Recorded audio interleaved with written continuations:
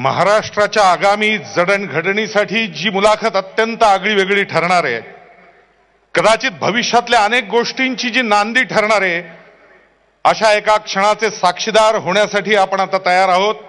मी आमंत्रित करतोय आदरणीय राजसाहेब ठाकरे यांना की त्यांनी आदरणीय शरदरावजी पवार यांना घेऊन व्यासपीठावरती यावं. जोरदार टाळ्यांनी उभं राहून आपण मानवंदना देऊया.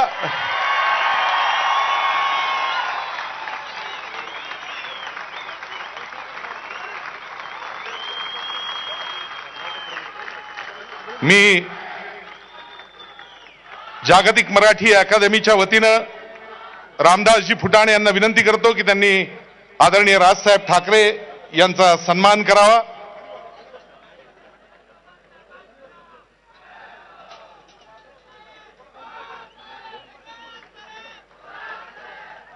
बीव्हीजी ग्रुप आणि जागतिक मराठी अकादमीच्या वतीने हा सन्मान होतोय.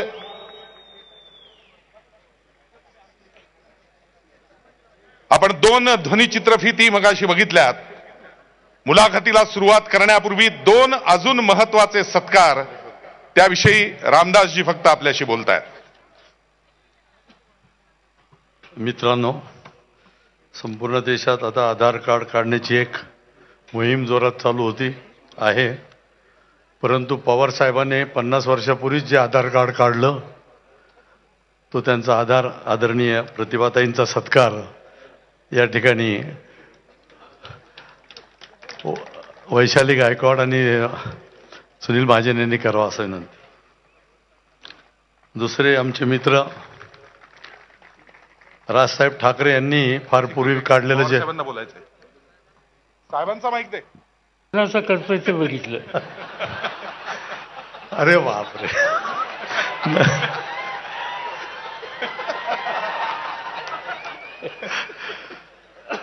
आणि तसंच राजसाहेबांनी फार पूर्वी पॅन कार्ड काढलं होतं. पॅन कार्ड सगळे काढतात. त्या आदरणीय आमच्या शर्मिलाताई ठाकरे यांचा सत्कार सुनील महाजन वैशाली त्यांनी करावा.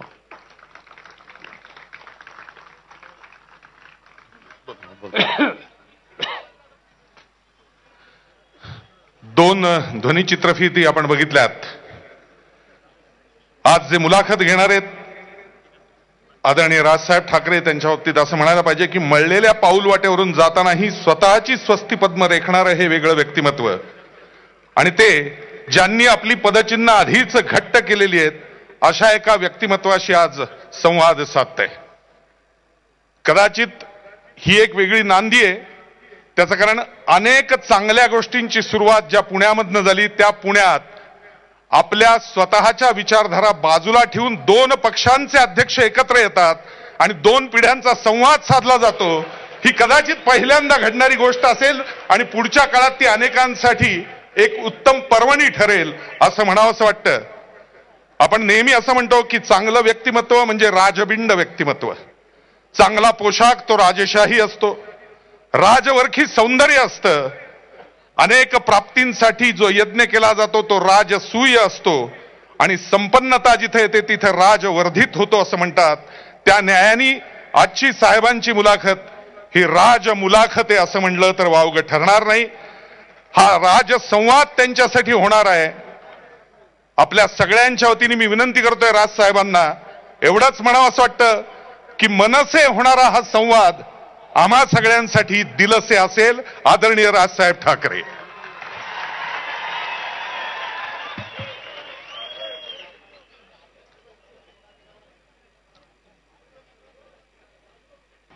आवाज येतोय ऐकू?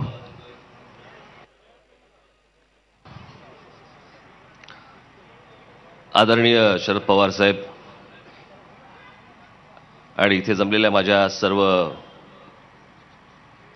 मराठी बांधवांनो, भगिनींनो आणि मातांनो,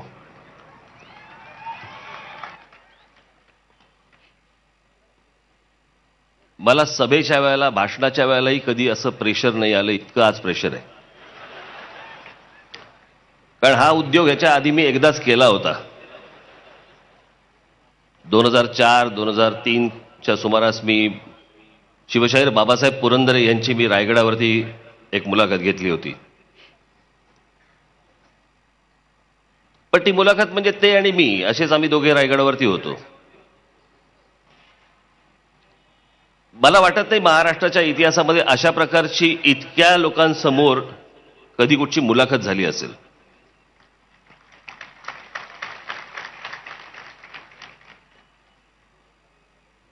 मी टेलिव्हिजन काही पाहिलं नाहीत आज दिवसभरामध्ये, परंतु मला अनेकांनी, माझ्या आईनी फोन करून सांगितलं की काय काय दाखवत आहेत.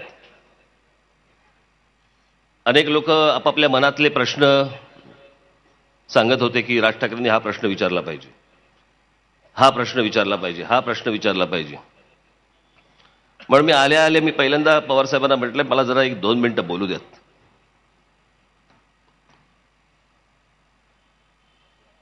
माझ्याकडे ज्या वेळेला सचिन इटकरे आणि आमचे रामदास फुटाणे माझ्याकडे जेव्हा आले की अशा प्रकारची एक मुलाखत घ्यायची म्हणून पवार साहेबांची, मी पहिला प्रश्न त्यांना असं विचारला, तुम्ही मला विचारताय पण त्यांना विचारलंय का? तर त्यांनी सांगितलं की नाही, आम्ही त्यांना विचारलंय. म्हटलं मग ठीक आहे. म्हटलं पण मला जर प्रश्न विचारायचे असतील तर मी ते नेहमीचे प्रश्न विचारणार नाही. महाराष्ट्राला पडलेले जे प्रश्न आहेत ते मी प्रश्न विचारेन आणि माझी अपेक्षा आहे की पवारसाहेब त्याला दिलखुलास उत्तर देतील, मनमोकळेपणाने ती उत्तर देतील. त्यांनी सांगितलं की 100% नक्की देतील. म्हटलं मग मी येतो. असंच करून बसतो मी, हो बोलून बसतो आणि नंतर टेन्शन यायला लागतं, नंतर मग ते प्रेशर यायला लागतं मला. याचं कारण आता जसं सांगितलं गेलं की 2 राजकीय पक्षांचे नेते, मी आता इथे 2 राजकीय पक्षांचे नेते म्हणून मी बसलेलो नाही. माझ्यासाठी माझे काका बाळासाहेब ठाकरे, माझे वडील श्रीकांत ठाकरे, त्यांच्या पिढीचा एक महाराष्ट्रातला, देशाला माहीत असलेला हा शेवटचा नेता, त्या जनरेशनचा माहिती असलेला हे शेवटचे नेते.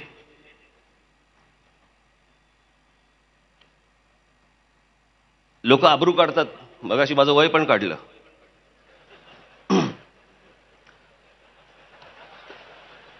लपवण्यासारखं काही नाही आहे त्याच्यात. आता काय लपून काय करायचं. पण मला माझ्यामध्ये आणि त्यांच्यामध्ये जवळपास 27-28 वर्षाचं अंतर आहे. आणि आज ही मुलाखत घेत असताना सगळ्यात महत्वाचं माझ्यावरती असलेलं प्रेशर जे आहे ते आहे ते जनरेशन गॅपचं, एका पिढीच्या गॅपचं प्रेशर आहे.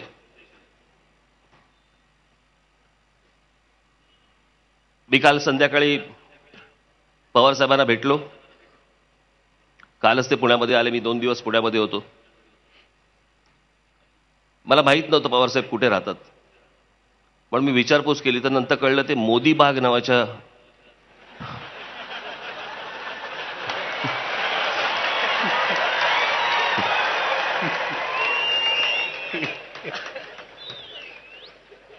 मला ते काय कळलं नाही पहिलं. म्हटलं इथंही आली आहे, म्हटलं तर काय करणार. आणि दुपारी मी जेव्हा जेवायला बसलो त्यावेळेला मला सुप्रियाताईंचा मला फोन आला की आम्ही जळगावला आहोत, आम्ही सगळे चर्चा करतोय, तुम्ही उद्या बाबांना कोणते प्रश्न विचारणार आहात. तर म्हटलं मी आज संध्याकाळी जाऊन पवार साहेबांना भेटणार आहे. म्हणे पेपर फोडू नका पण. तर म्हटलं नाही, पेपर नाही फोडत. तुम्ही जर एकमेकांना सांगितलेत जर प्रश्न तर आम्ही बाहेर सांगू मॅच फिक्स होती म्हणून. मी काल पवार साहेबांना भेटलो. मग मी थोडक्यात प्रश्न सांगितलेच नाहीत. मी म्हटलं मी काही प्रश्न सांगत नाही. याचं कारण म्हटलं ते प्रश्न सांगितल्यानंतर तो उत्स्फूर्तपणा जो असतो तो उत्स्फूर्तपणा जातो. आणि म्हणून मी काही जे प्रश्न आणलेले आहेत, अनेकांच्या मनात अनेक प्रश्न असतील, ते काही सगळे प्रश्न मी आज इकडे विचारेन अशातला भाग नाही. परंतु मला असं वाटतंय की मी जे प्रश्न काढलेले आहेत, महाराष्ट्राला पडलेले जे प्रश्न आहेत, देशाला पडलेले प्रश्न आहेत, अशा अनेक प्रश्न मी आज इथे काढलेले आहेत. मी खूप दिवसांनी खरं तर हातात पॅड घेतले शाळेनंतर, कारण माझ्यासाठी आजची ही परीक्षा आहे. मला अनेकांनी सांगितलं तू लॅपटॉप का नाही घेऊन जात.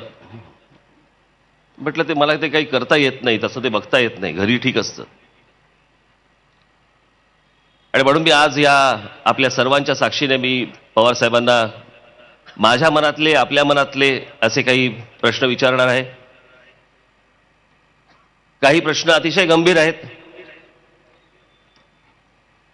परंतु त्या प्रश्नांची उत्तरं जर पवार साहेबांकडनं मिळणार नसतील तर मग कोणाकडनं मिळणार? आणि त्या प्रश्नांना पवारसाहेब दिलखुलासपणे उत्तर देतील, महाराष्ट्राचं एका वेगळ्या प्रकारे पवारसाहेब प्रबोधन करतील अशी मला आज आशा अपेक्षा आहे. पवारसाहेबांनी ज्या शिक्षण संस्थेमध्ये जिथे शिक्षण घेतलं आज त्याच्याच पटांगणामध्ये आज हा कार्यक्रम होतोय. मगाशी सुशीलकुमार शिंदे साहेबांनी काही गोष्टी मला सांगितलं, त्यांनी तो प्रश्न तुम्ही विचारा. म्हणजे मी कसा विचारू म्हटलं. पोरीच्या बाबतीत एका मुलाला फसवल्याची घटना गोष्ट हे मी त्याला कसं विचारू म्हटलं. पण आता बसल्या बसल्या त्यांनी मला एक हॉस्टेलची गोष्ट सांगितली. मला असं वाटतं संस्थेबद्दल आणि ती एक घटना जी आपण आता सांगितलीत की हॉस्टेल नव्हतं इथे, तर ते जरा आपण सुरुवात केलीत तर मला असं वाटतं बरं होईल. त्याच्यानंतर मी माझ्या प्रश्नाला सुरुवात करेन. नमस्कार. मला आनंद एका गोष्टीचा आहे की या महाविद्यालयामध्ये मी काही वर्ष काढली. काही वर्ष सांगायचं कारण घरच्यांची अपेक्षा होती की 4 वर्षात बाहेर यावं, पण मी 6 वर्ष घेतली. आणि त्याचं महत्त्वाचं कारण महाविद्यालयीन शिक्षणाच्या पेक्षा सुद्धा इतर गोष्टीत अधिक लक्ष होतं आणि त्यामुळे साहजिकच कालखंड वाढला. आता आम्ही बोलत असताना सांगत होतो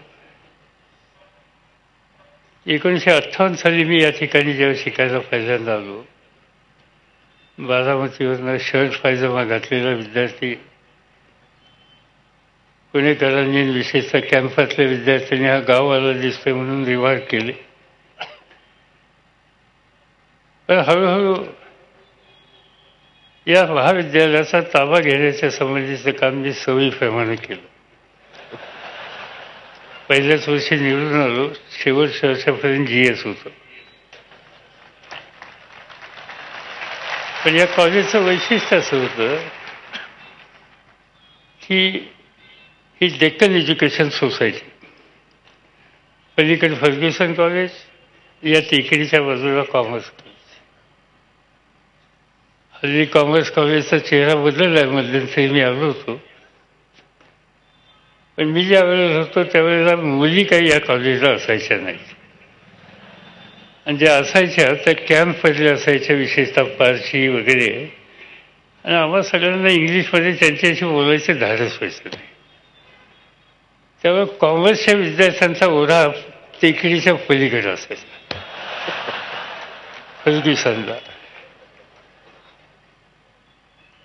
मला आनंद एका गोष्टीचा आहे की या महाविद्यालयानं महाराष्ट्राच्या आर्थिक जीवनामध्ये मोलाची कामगिरी करू शकतील अशा प्रकारचे अनेक मान्यवर तयार केले. महाराष्ट्रातल्या देशातल्या जेवढ्या मोठ्या बँका आहेत त्या बँकांच्यामधले अनेक प्रशासक या महाविद्यालयातनं बाहेर पडलेले आहेत.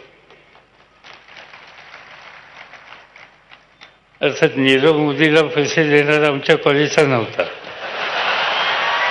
त्याची चौकशी मी केली होती. तुम्हाला कदाचित म्हणजे माहीतच आहे की उत्तर प्रदेशचे गव्हर्नर राम नाईक याच महाविद्यालयाचे विद्यार्थी. दुष्काळी भागातून आले. आटपाडी हा महाराष्ट्रातला दुष्काळी तालुका, तिथनं आले. नंतर उत्तम शिक्षित झाले, महाराष्ट्राच्या विधानसभेत गेले, देशाच्या पार्लमेंटमध्ये गेले, देशाच्या मंत्रिमंडळामध्ये गेले, आणि हल्ली उत्तर प्रदेशमध्ये काम करत आहेत. असे अनेक लोक आहेत की या वास्तूमधून ते बाहेर पडले, व्यक्तिगत जीवनामध्ये यशस्वी झाले, आणि आपल्या यशस्वीतेच्या बरोबर या देशाच्या अर्थक्षेत्रामध्ये काही ना काहीतरी योगदान करण्याच्यासाठी त्यांनी कामगिरी केली. आणि म्हणून एवढी मोठी मुलाखत या ठिकाणी होत असताना राज ठाकरे घेतात म्हणल्यानंतर बऱ्याच जणांनी मला विचारलं की नक्की काय आहे. मी म्हटलं नक्की काय मलाही माहिती नाही, ते त्यांना काय पाहिजे ते विचारतील, मला हवे ते विचारेल. पण मला आनंद आहे की जिथं मी आयुष्याची महाविद्यालयीन शिक्षणाचा कालखंड घातला आणि खरं सांगायचं जे महाराष्ट्रातल्या विद्यार्थी चळवळीमध्ये पहिल्यांदा पुण्यामध्ये, पुण्याच्या नंतर पश्चिम महाराष्ट्रामध्ये, पश्चिम महाराष्ट्रानंतर महाराष्ट्रामध्ये आणि महाराष्ट्राच्या नंतर देशाच्या पातळीवर जे मी काम करू शकलो त्याचं उगम बुलढाणा महाराष्ट्र कॉलेज ऑफ कॉमर्समधलं आहे, याचा मला आनंद आहे. आणि आज तिथून ही मुलाखत होते याबद्दल मी अधिक संतुष्ट आहे. एवढंच या ठिकाणी सांगू इच्छितो. आता सुरू करा.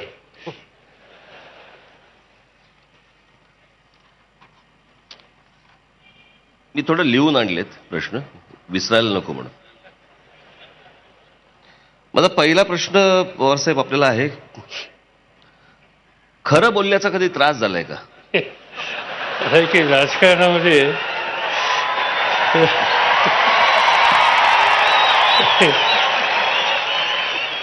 राजकारणामध्ये खरं बोलावंच लागतं, पण जिथं बोलणं अडचणीचं असेल तिथं न बोललेलं बरं असतं. आणि मग त्यामुळे खूप वेळेला खरं न बोललं, खरं आहे माहीत आहे पण ते कदाचित पचणार नाही आणि शेवटी समाज मन किंवा व्यक्तीचं मन दुखवायचं नसेल तर कुठं थांबायचं हे शिकलं पाहिजे.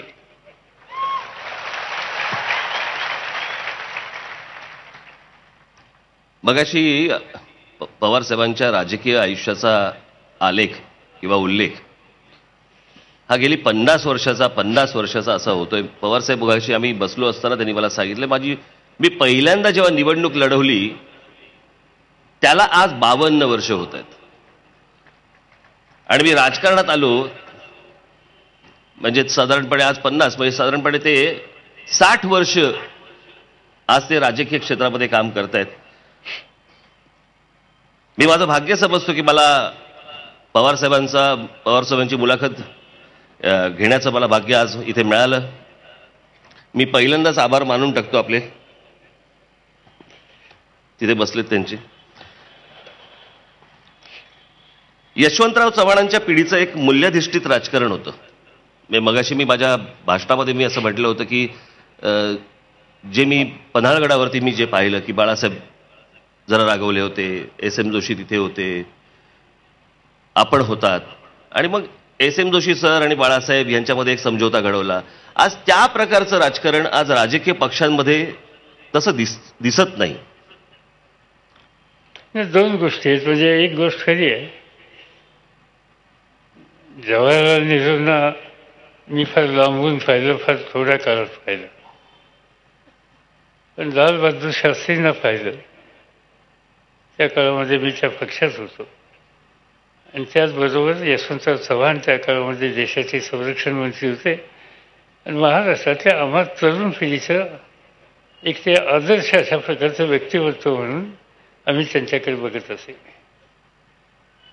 यशवंतरावजींनी आम्हाला एक गोष्ट शिकवली की तुम्ही समाजकारणात, राजकारणात, सत्तेच्या प्रकरणात कुठेही जा,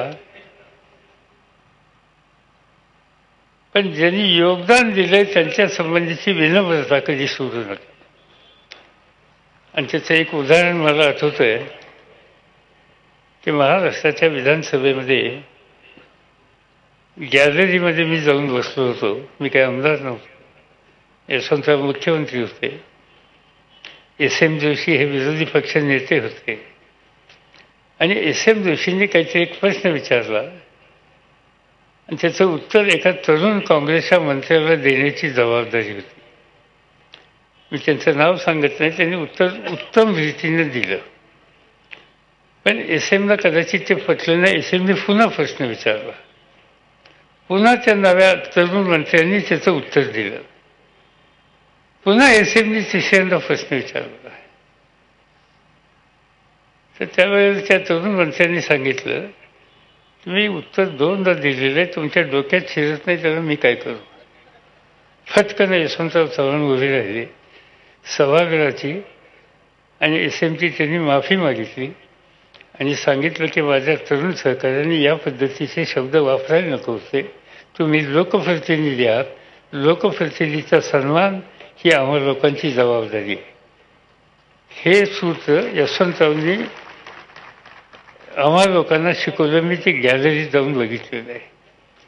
आणि त्यामुळे साहजिकच आहे की एक त्याच्यातून एक संस्कारच असे होत गेले विधिमंडळामध्ये, संसदेमध्ये अनेक वर्ष राहिल्याच्या नंतर, की आपण एका चौकटीच्या बाहेर कधी जाता कामा नये. संघर्ष झाला, माझा अनेक लोकांशी झाला, पण सभ्यतेची चौकट आम्ही कधी सोडली नाही.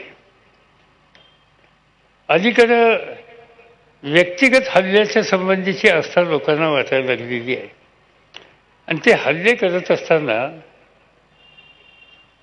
आपण कोणत्या पदावर आहोत याचं सुद्धा स्मरण हे अनेकांना होत नाही. गेल्या 15 दिवसाच्या पूर्वी देशाच्या पार्लमेंटमध्ये राष्ट्रपतींच्या भाषणावर एक आभाराचा प्रस्ताव होता. आणि त्या प्रस्तावावर बोलत असताना राहुल गांधी असतील, राजीव गांधी असतील, आणखीन कोणी असतील, या एकेकाळी त्यांनी योगदान दिलं या देशाला किंवा त्यांच्या कुटुंबियांनी, त्यांचा इतका व्यक्तिगत हल्ला केला गेला की माझ्या चौकशीत बसणारं नव्हतं. टीका करायचा अधिकार आहे. जरूर चुकीचं धोरण असेल तर टीका करावी, परंतु जवाहरलाल नेहरूंनी या देशाच्यासाठी काहीच केलं नाही, लोकशाही दिली नाही, अशा प्रकारचं विधान एखाद्या जबाबदार व्यक्तीने मांडलं. आणि या देशाला 12व्या शतकात लोकशाही मिळाली असा उल्लेख सदनामध्ये केला. व 150 वर्ष ब्रिटिशांचं राज्य या ठिकाणी होतं आणि आपल्या पिढ्या गुलाम होत्या, तेव्हा काही लोकशाही या देशात होती. पण तरी असे उल्लेख त्या ठिकाणी केले गेले. याचा अर्थ जी यापूर्वी अनेक नेतृत्वांनी, अगदी अटल बिहारी वाजपेयींचं मी फार जवळून बघितलं, त्यावेळी मी विरोधी पक्षाचा नेता होतो, प्रत्येक व्यक्तीचा सन्मान कसा करावा, दुसऱ्यांच्या विचाराचा सुद्धा स्वागत आणि सन्मान कसा करावा, वैचारिकदृष्ट्या मतभेद असले तरीसुद्धा त्या बाबतीत अतिरेकी भूमिका कशी घेऊ नये याचा आदर्श हा अटल बिहारी वाजपेयींनी संसदेच्या समोर नेहमी ठेवलेला आहे. आज दुर्दैवानं त्या सगळ्या गोष्टी कुठे आटल्यासारख्या दिसतात, कमी झालेल्या दिसतात. पण ही स्थित्यंतरे असतात. त्या स्थित्यंतरानंतर पुन्हा काहीतरी बदल होईल. आणि माझी खात्री आहे की देशातली नवी पिढी पुन्हा एकदा या देशाच्या सार्वजनिक जीवनाला योग्य रस्त्यावर आहे. याच्यासाठी आपल्याला काही सराव वर्ग वगैरे घ्यावेसे वाटतात का? म्हणजे आत्ताच्या लोकांना सांगायला. आपण आत्ता मगाशी म्हणालात त्याप्रमाणे आपण नरेंद्र मोदींबद्दल बोललात. असं की मी नावं कोणाची घेत नाही. नाही, आपण नसताल घेत तर मला सांगा, जमी घेत जाईल.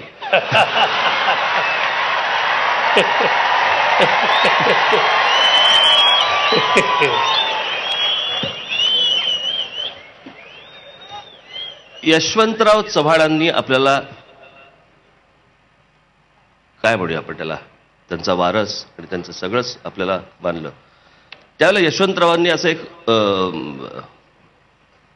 एक ते असं संयुक्त महाराष्ट्राच्या वेळेला एक असं म्हणाले होते की महाराष्ट्रापेक्षा नेहरू मोठे आहेत. आपलं मत काय याच्यावर? असं आहे की म्हणजे हा प्रश्न आम्ही लोकांनी त्यांना विचारला होता पक्षाच्या बैठकीमध्ये. आणि यशवंतरावजींचं एक वैशिष्ट्य होतं की त्या काळात ज्यावेळी सुरुवातीला ते नेतृत्व करत होते, 1960 साली ते महाराष्ट्राचे मुख्यमंत्री झाले, तर मी या ठिकाणी 12वीला होतो. पण तरी मी त्या संस्थेत काम करत होतो. आणि त्यांचं एक वैशिष्ट्य होतं की आम्हा तरुणांना सुद्धा त्यांच्याशी सुसंवाद करायचा किंवा प्रश्न विचारायची मुभा होती. पुण्यामध्ये एकदा आल्याच्या नंतर त्यांना हा प्रश्न आम्ही विचारला की तुम्ही महाराष्ट्रापेक्षा नेहरू मोठे असा कसा प्रश्न विचारला? शेवटी महाराष्ट्र हे महाराष्ट्र राज्य, शिवबांचं राज्य. त्यांनी सांगितलं, मला शिवबांचं राज्य किंवा महाराष्ट्राच्या संबंधी माझ्या मनात आस्था पूर्ण आहे, पण माझा म्हणण्याचा उद्देश त्याच्यामध्ये वेगळा होता या देशाच्या स्वातंत्र्याला आणि स्वातंत्र्याच्या नंतर विविध जाती जमातीला आणि राज्यांना एकसंघ ठेवण्याच्या संबंधीची कामगिरी करण्याच्यामध्ये जवाहरलाल नेहरूंचं योगदान हे प्रचंड आहे आणि ते राष्ट्रव्यापी आहे. आणि मी नेहमी राष्ट्राचा विचार प्रथम करत असतो, राज्याचा विचार नंतर करत असतो. राष्ट्राला योग्य दिशेला नेण्याच्या संबंधीची दृष्टी दाखवणारं व्यक्तिमत्व माझ्या दृष्टीनं बाकीच्या सगळ्याच्यापेक्षा महत्त्वाचं आहे आणि म्हणून त्या संबंधीचा मी उल्लेख त्या ठिकाणी केला. याचा अर्थ महाराष्ट्राच्या संबंधी यत्किंचित सुद्धा अनादराची भावना माझ्या मनात कधी नाही आणि ती राहणार नाही. पण एकूण आपण जर समजा देशाचा इतिहास पाहिला तर प्रत्येक राज्य जे आहे, प्रत्येक राज्यातले जे नेते आहेत, त्यांच्या दृष्टिकोनातनं पहिल्यांदा ते आपल्या राज्याला मानतात आणि मग ते देशाचा विचार करतात. महाराष्ट्र नेहमी देशाचा विचार करत आला आणि महाराष्ट्राचा विचार नाही झाला. महाराष्ट्राचा विचार झाला नाही या संबंधीची थोडी वादविवाद होऊ शकतात. पण ही गोष्ट खरी आहे की महाराष्ट्रातल्या अनेक नेतृत्वाने नेहमी देशाचा विचार केला.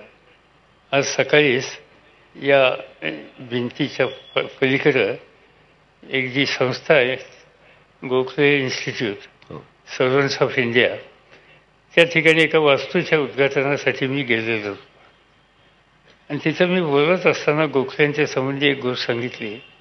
या महाविद्यालयाच्या वास्तूच्या पाठीमागे टेकडी आहे.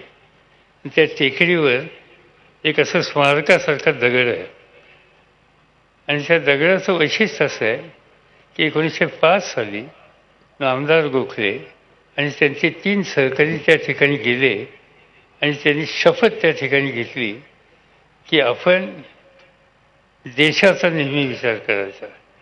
जात, धर्म, व्यक्ती, राज्य, भाषा या महत्त्वाच्या आहेत, पण याच्यापेक्षा राष्ट्र महत्त्वाचं आहे आणि म्हणून देश पहिला आणि नंतर बाकीच्या गोष्टी, हे सूत्र गोखल्यांनी त्या दिवशी शपथ घेताना त्या ठिकाणी सांगितलं आणि ते त्यांनी अखंडपणाने पाळलं. गोखले हे महाराष्ट्रातले एक दिशा देणारे, एक बुद्धिवंत आणि परिवर्तनाचा विचार मानणारे एक सर्वश्रेष्ठ आणि काँग्रेसचे अध्यक्ष होते. ते अशा प्रकारचं एक व्यक्तिमत्व ते होतं. त्यांनी जे सांगितलं मला असं वाटतं की तो विचार प्रत्येक मराठी माणसांनी केला पाहिजे. राष्ट्र हे राष्ट्र आहे, पण महाराष्ट्राचा अभिमान मला आहे. महाराष्ट्राचा अभिमान मी कायम ठेवीन. महाराष्ट्रासाठी हवं ते योगदान देईन, पण तो योगदान देत असताना मी देशाला कधी विसरणार नाही. नाही, आपण बोलताय ते बरोबर आहे. आपण महाराष्ट्रामधला प्रत्येक माणूस देशाचा पहिला विचार करतो, यामध्ये काही शंका नाही. पण बाकीची राज्य करताना दिसत नाहीत. उदाहरण देतो.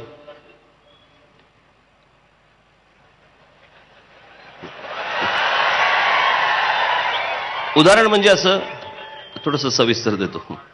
उदाहरण म्हणजे असं, आज देशाचे पंतप्रधान नरेंद्र मोदी या देशामध्ये बाहेरच्या देशातनं आलेल्या कुठच्याही पंतप्रधानाला अहमदाबाद दाखवतात, देश दाखवत नाहीत. गुजरातला नेतात, पण बाकीची राज्य दाखवत नाहीत. महाराष्ट्र देशाचा विचार करत आला, परंतु बाकीची राज्य ही आपल्या राज्यापुरताच मर्यादित विचार करतात. अशा वेळेला महाराष्ट्राचं आणि मराठीचं नुकसान होतंय, असं नाही का वाटत? नाही, काही प्रमाणात त्याची झळ ही आपल्याला बसली वस्तुस्थिती आहे. आणि ज्याच्यावरचं उदाहरणाचं एखाद्या व्यक्तीवर आपल्यापैकी महाराष्ट्राची जबाबदारी पडली आणि तो पुणे जिल्ह्यातला असेल, त्यांनी पुण्याचा विचार करून चालणार नाही. मराठवाड्याचा विचार करावा लागेल, कोकणाचा विचार करावा लागेल, विदर्भाचा विचार करावा लागेल आणि मुंबईचा विचार करावा लागेल. ही व्यापकता त्यांनी दाखवली पाहिजे आणि तीच गोष्ट राष्ट्र पातळीवर काम करणाऱ्या सगळ्या घटकांनी केली पाहिजे. आणि हे आपण सतत करत आलो. त्याची काही किंमत महाराष्ट्राला मोजावी लागली नाही असं नाही. आणि आज जे हे केलं जातं की जगातली कुठलीही व्यक्ती आली तर आम्ही 2 गोष्टी नेहमी पार्लमेंटमध्ये, अगदी भारतीय जनता पार्टीच्या संसदीय सदस्यांच्यावरून सुद्धा खाजगीत, जाहीरपणानं नाही पण खाजगीत आम्ही बोलत असतो की आता देशामध्ये आला तर 2 गोष्टी घडतील. कोणत्या 2 गोष्टी? त्याला अशी मिठी मारली जाईल आणि दुसरी गोष्ट त्यांना अहमदाबादला घेऊन गेलं जाईल. हा एक चर्चेचा आणि थोडासा चेष्टेचा विषय झालेला आहे. देशाचं नेतृत्व करायचं असेल तर अहमदाबादचा किंवा गुजरातचा अभिमान अवश्य ठेवा, पण फक्त गुजरात आणि अहमदाबाद एवढंच नजरेसमोर ठेवू नका. तुम्ही देशाचे प्रमुख आहात ही भावना आज सत्ताधारी पक्षाच्या संसदीय सदस्यांचं सुद्धा आज मी पाहतो. पण हे आपला शिष्य ऐकतो का?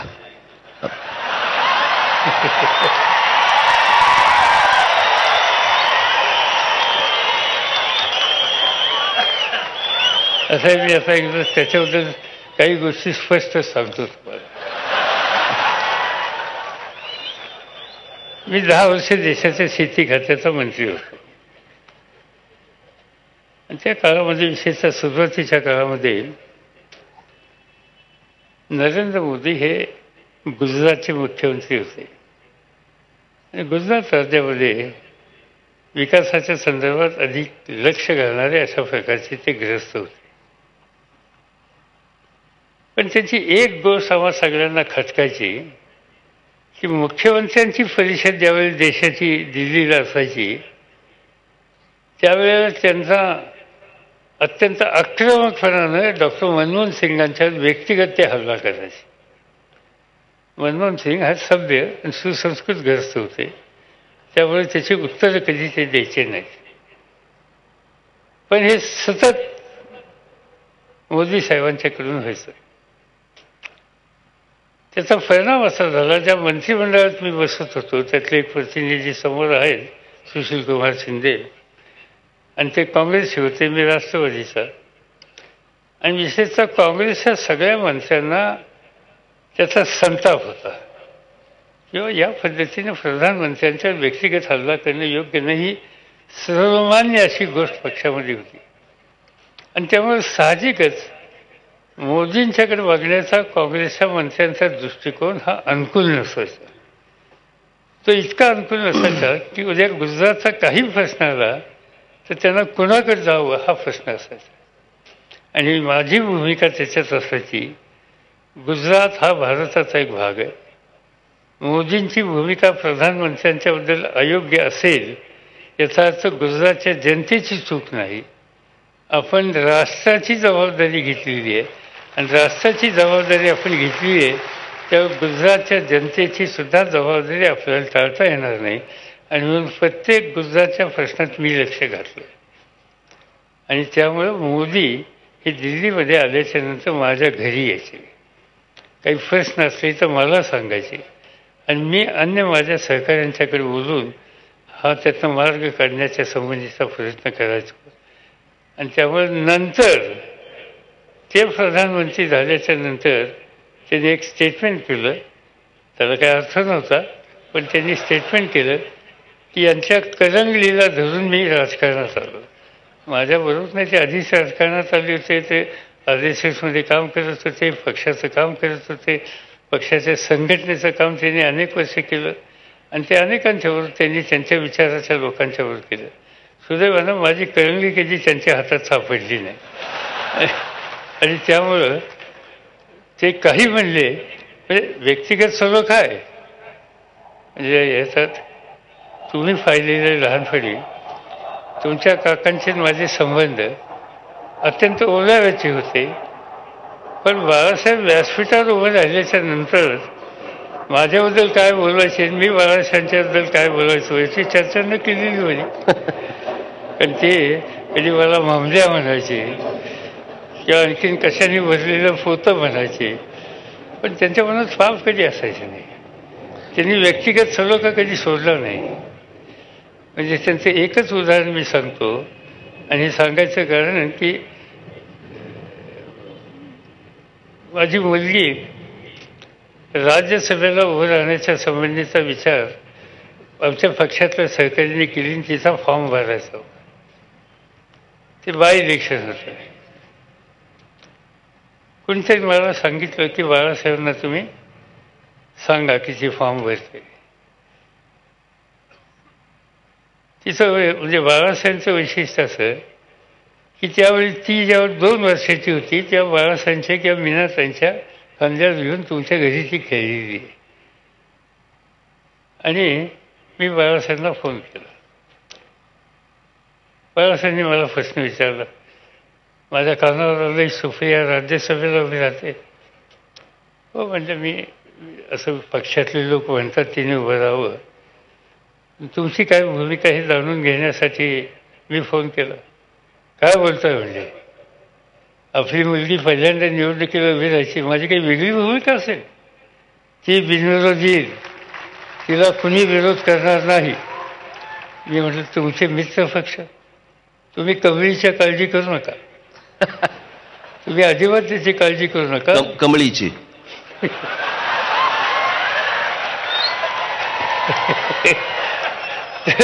आणि त्यांनी सांगितलं की ती अविरोध जाईल आणि त्यांनी तिला अविरोध पाठवलं. पार्लमेंटमध्ये अविरोध कोणाला पाठवणं ही लहान गोष्ट नाही. हे दातृत्व बाळासाहेबांच्यामध्ये होतं आणि ही एक भावना नेतृत्वाच्याबद्दल, सहकार्यांच्याबद्दल, मित्रतांच्याबद्दल ठेवण्याची एक परंपरा महाराष्ट्रामध्ये होती. आणि त्यामुळं साहजिकच त्याच्या सगळ्या चौकटीत आम्ही गेलो आणि असं असताना व्यक्तिगत हल्ले हे आमच्या चौकटीत बसत नाही. मी जरा थोडासा परत अजून मागे जातो. काँग्रेसमधून आपण बाहेर पडलात, मग समाजवादी काँग्रेसमधनं 86 साली आपण पुन्हा काँग्रेस, 99 साली आपण पुन्हा राष्ट्रवादी काँग्रेस. आज जाताना आणि बाहेर पडताना काय विचार होता मनात? दोन गोष्टी होत्या. एक गोष्ट त्याच्यात लक्षात घ्या की माझ्या सार्वजनिक जीवनाची सुरुवात ही काँग्रेस विचारातून झाली. बरोबर. त्यामुळे समाजवादी असलं तरी काँग्रेस, राष्ट्रवादी असेल तरी काँग्रेस. तर काँग्रेसची विचारधारा, नेहरू गांधीची विचारधारा मी कधी सोडली नाही. काही गोष्टी मतभेद झाले. आता मतभेद झाले, अशा काही गोष्टी होत्या, त्याच्यातून पक्ष सोडायचा निर्णय घ्यावा लागला. पहिल्यांदा जेव्हा आम्ही हा निकाल घेतला त्याच्यात 4 भागीदार होते, त्यातला एक भागीदार समोर आहे, सुशील कुमार शिंदे. ते नाही आले. बरोबर. हो बरोबर आले. आम्ही दोघांनी बरोबर सोडले. नंतर नाही, नंतर नाही. नंतर त्यांनी म्हणजे पहिल्यांदा ते मी बरोबर होतो, आम्ही बरोबर काँग्रेस सोडली. आम्ही सरकार वसंतदादांचं घालवलं, आम्ही सरकार ताब्यात घेतलं, आम्ही राज्य उत्तम रीतीने चालवलं. आणि नंतर निवडणुकीच्या आल्याच्या नंतर आमचे अनेक सहकारी, शंकरराव चव्हाण, सुशील कुमार शिंदे, हे पुन्हा मूळ काँग्रेसमध्ये गेले. त्याच्यानंतर त्यांनी काँग्रेस कधी सोडली नाही. म्हणजे त्यांनी एकदा भाषण केलं होतं बार्शीला, तेव्हा ते माझ्याबरोबर होते. त्यांनी भाषण असं केलं होतं की पंढरपूरचा विठोबा जसा त्या विटेवर कायमचा आहे तसा मी कायमचा तुमच्याबरोबर आहे.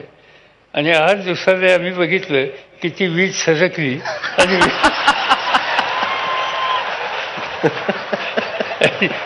आणि विठोबा आम्हाला सोडून गेला. पण तेव्हापासून आजपर्यंत विठोबाने वीज कधी सोडली नाही. त्यांनी काँग्रेसचीच वीज कायम ठेवली.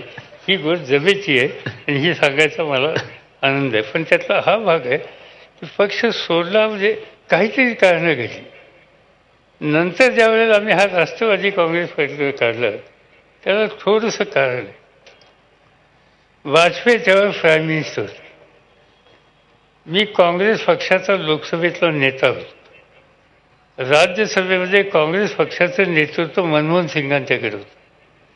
आणि संसदीय लोकशाहीमध्ये एक पद्धत आहे की ज्या वेळेला सत्ताधारी पक्षाचा प्रधानमंत्री राजीनामा देईल किंवा अल्पमतात जाईल त्यावेळेला जो अधिकृत विरोधी पक्षाचा नेता आहे त्याला सरकार बोलवायला राष्ट्रपतीने बोलवायचं असतं.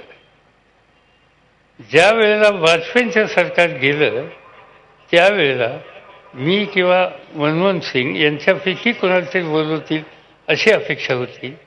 पण त्यावेळच्या काँग्रेसच्या अध्यक्षांनी राष्ट्रपतींना जाऊन आपल्या वतीनं क्लेम करणं म्हणजे मी सरकार बनवायला तयार आहे अशा प्रकारचं पत्र त्या ठिकाणी दिलं आणि ते आम्हा कोणाला आवडलेलं नव्हतं. त्याचं मुख्य कारण की पक्षाचं नेतृत्व करणारा सदनामधला जो व्यक्ती असेल ती या सदनातला किंवा त्या सदनात, त्याला यत्किंचित न विचारता त्यांना टेलिव्हिजनवर अशी माहिती मिळते की आपल्या पक्षाच्या अध्यक्षांनी सरकार बनवायची मागणी स्वतःच्या नावानं केली. हे लोकशाहीच्या संसदीय पद्धतीच्या आणि माझ्या मनाला पटलं नाही. तिथंच मी निर्णय घेतला आणि बाजूला झालो. साहेब, 1992ला बाबरी मशीद पडली डिसेंबरला आणि महाराष्ट्रात दंगली झाल्या. 93ला ही जानेवारीमध्ये दंगल झाली आणि त्यावेळेला आपल्याला इथे महाराष्ट्रामध्ये पुन्हा मुख्यमंत्री म्हणून पाठवण्यात आलं. खरं बघायला गेलं तर आपण केंद्रामध्ये मंत्री राहून देखील महाराष्ट्राची स्थिती आपण आवाक्यात आणू शकला असतात. नक्की आपल्यात आणि नरसिंहरावांमध्ये काय झालं? दोन गोष्टी होत्या. त्या दिवशी एक गोष्ट खरी आहे की ही सगळी आग मुंबई लागली होती आणि ती थांबत नव्हती. NKP साळवे आता हयात नाहीत, ते आम्हा सगळ्यांचे हितचिंतक होते. तसेच नरसिंहरावांचे सुद्धा अत्यंत जवळचे मित्र होते. ते सकाळीच माझ्याकडे आले. मला म्हणाले की नरसिंहरावांना काही तुमच्याशी बोलायचं आहे, तुम्ही चला. आम्ही दोघंही त्यांच्या घरी गेलो. मी डिफेन्स मिनिस्टर होतो आणि मला नरसिंहरावांनी सांगितलं की देशाचं अर्थकारण बदलण्याच्या दृष्टीनं मी काही महत्त्वाची धोरणं आखलीत आणि त्याचं जगात स्वागत होत आहे. परंतु जगाचं लक्ष दिल्लीपेक्षा आर्थिक जगाचं मुंबईकडे अधिक आहे आणि मुंबई ही पेटली आहे. हा संदेश जगामध्ये जाणं हा जगातल्या भांडवली गुंतवणूक करण्याच्या संबंधी आस्था असलेल्या देशातल्या घटकांच्या दृष्टीनं ही अत्यंत चिंताजनक बाब आहे आणि म्हणून त्यांना एक विश्वास द्यायला पाहिजे. आणि तो विश्वास द्यायचा असेल तर महाराष्ट्र सावरायचं काम तुम्ही केलं पाहिजे. माझी तयारी नव्हती. मी जवळपास आमची चर्चा सकाळी 10ला सुरू झाली. 4 वाजेपर्यंत मी नाही म्हणत होतो. त्यांचा आग्रह होता. नंतर शेवटी मला त्यांनी एकच सांगितलं की ठीक आहे, तुम्ही ठरवा. पण मला आश्चर्य वाटलं की तुम्ही अशी कशी भूमिका घेता. मी म्हणलं का आश्चर्य? ते म्हणले ज्या महाराष्ट्राने तुम्हाला मोठं केलं, ज्या मराठी माणसांनी तुम्हाला इथपर्यंत आणलं, ज्या मराठी माणसांनी तुम्हाला 2 वेळेला मुख्यमंत्री केलं, त्यावेळी 3 वेळेला, आणि ते राज्य जळत असताना सुद्धा त्या आपल्या बांधवांच्यासाठी महाराष्ट्रात जावं असं तुम्हाला वाटत नाही, याचं मला आश्चर्य वाटलं. आणि मी खरं सांगतो, मी त्याने अस्वस्थ झालो आणि मी त्यांना हो म्हणलं आणि परत महाराष्ट्रामध्ये आलो. आपण हा विचार केला, तो एक भावनिक विचार होता, मी मान्य करतो. परंतु नरसिंहराव इतकं सरळ भावनिक काम करू शकतील असं वाटलं होतं का आपल्याला? म्हणजे मी हे थोडंसं पार्श्वभूमी याची अशी आहे की आपण त्यावेळेला 91 साली आपण काँग्रेसच्या अध्यक्षपदासाठी म्हणून आपण उभे राहिला होतात आणि त्यावेळेला जे काही राजकारण घडलं, जे काही आम्ही वर्तमानपत्रांमधनं त्यावेळेला जे काही वाचलं, त्याची कुठे पार्श्वभूमी होती का की हे मला स्पर्धक आहेत आणि मला हे स्पर्धक नसावेत, याच्यासाठी ह्यांना राज्यामध्ये पाठवावं, असं काही त्याच्या मागे होतं का? कारण बघायला गेलं तर आपण मुंबईमधली दंगल, आपण मुख्यमंत्री असा किंवा केंद्रामधले मंत्री असा, आपण आपल्याला ती आटोक्यात आणणं हे सहज शक्य होतं. पण आपली भावनिक एक गोष्ट वेगळी, परंतु याच्या मागे नरसिंहरावांचं काय राजकारण नक्की होतं? एक गोष्ट मला सांगतो, त्याच्यात 2 भाग आहेत. म्हणजे दंगल तुम्ही म्हणता आटोक्यात आणली असती, त्याच्यात मी पूर्ण सहमत नाही, पाठली आहे. आणि त्याचं कारण की इथं मुख्यमंत्री सुधाकरराव नाईक, राज्याचं नेतृत्व करणारी एक व्यक्ती, ती आपल्या प्रशासकीय यंत्रणेला सूचना देत असते, इन्स्ट्रक्शन देत असते. आणि इन्स्ट्रक्शन देणाऱ्या एकाच्या ऐवजी 2 सेंटर ऑफ पॉवर 2 झाल्या तर प्रशासन यंत्रणेमध्ये कन्फ्युजन होतं आणि ते योग्य प्रकारचं काम करायला त्यांना मर्यादा येतात. आणि त्यामुळं मी दिल्लीत बसून यांच्या राज्याच्या मुख्यमंत्र्याच्या अधिकारात हस्तक्षेप करणं हे योग्य नव्हतं. हा त्यातला एक भाग. दुसरा भाग असा की साधारणतः दिल्लीमध्ये, विशेषतः महाराष्ट्रातलं कुठलीही व्यक्ती एका विशिष्ट पातळीच्या पुढे जाऊ नये याच्या संबंधी काळजी घेणारा फार मोठा वर्ग असतो. आणि मग ते नरसिंहराव असतील किंवा आणखीन कोणी असतील, पण नरसिंहरावांना सांगणारे असे घटक दिल्लीच्या आजूबाजूला फार मोठ्या प्रमाणात असतात. दिल्लीचं एक वैशिष्ट्यच आहे की म्हणजे दिल्लीमध्ये काही घटक हे सकाळपासून संध्याकाळपर्यंत एकमेकाच्या घरी नेत्यांच्या जात असतात, राजकारणी असतात, पक्षातले असतात. सकाळी जाणार प्रधानमंत्र्यांच्याकडं, नमस्कार करणार, पुढं माझ्या घरी येणार आणि सांगणार की सगळ्या पार्लमेंटच्या सदस्यांच्या चर्चा आता देश वाचवायचा असेल तर तुमच्याशिवाय पर्याय नाही. माझ्यापासून शंकरराव चव्हाणांच्याकडे जाणार की यशवंतराव चव्हाणांच्या नंतर महाराष्ट्रातला हा पोलादी पुरुष तुम्हीच म्हणून लोक दिल्लीमध्ये बघतात, आता तुम्हालाच याच्यामध्ये लक्ष दिलं पाहिजे. आणखीन त्यावेळेला अर्जुन सिंग होते, त्यांच्याकडे जाणार की तुमच्यासारखा कर्तृत्वात माणूस आज कुणीच नाही, अशी सगळी खासदारांच्या चर्चा आहे, देश सावरायला तुम्हालाच पुढाकार घ्यावा लागतो. तिथून जाऊन परत एकदा संध्याकाळी प्रधानमंत्र्यांच्या घरी जाणार आणि हे तिघंजण असं म्हणत होते पण मी तुमची बाजू मांडली हे त्या ठिकाणी सांगणार. हा एक दिल्लीमध्ये वर्ग आहे आणि त्या वर्गाचं विशेषतः महाराष्ट्रासारख्या स्वतंत्र मत असलेल्या राज्यातल्या नेतृत्वाच्या संबंधी अधिक त्याला बाजूला कसं करता येईल या संबंधीची काळजी घेण्याची भूमिका असते आणि मग त्याला कुणी अपवाद नाही. मग ते थोडंसं झालं तसं. 1982 साली पवारसाहेब आपण बाळासाहेब आणि जॉर्ज फर्नांडिस एका व्यासपीठावरती आलात, शिवाजी पार्कला. मला असं वाटतं गिरणी कामगारांचा विषय या संदर्भामध्ये आपण तिघेजण एकत्र आलात. ते तिघेजण पुढे एकत्र राहतील अशी काही पुढे शक्यता वाटली होती का? अजिबात नाही. तिघांचे व्यक्तिगत संबंध फार चांगले होते. बाळासाहेबांचे माझे उत्तम होते आणि जॉर्जचा तर माझ्यापेक्षा जास्त होते. जॉर्ज बाळासाहेबांना आधी तुझे म्हणायचे आणि बाळासाहेब जॉर्जला आधी तुझे म्हणायचे. हा इतका त्यांचा स्नेह, म्हणजे एकमेकाशी राजकारणात काही वेगळी मतं असतील. त्यावेळी प्रश्न काय आला होता, दत्ता सावंतांनी संप केलेला होता आणि त्या संपाच्या वेळेला फर्नांडिस माझ्याकडे आले, बाळासाहेबांच्याकडे आले आणि नंतर मला घेऊन बाळासाहेबांच्याकडे गेले.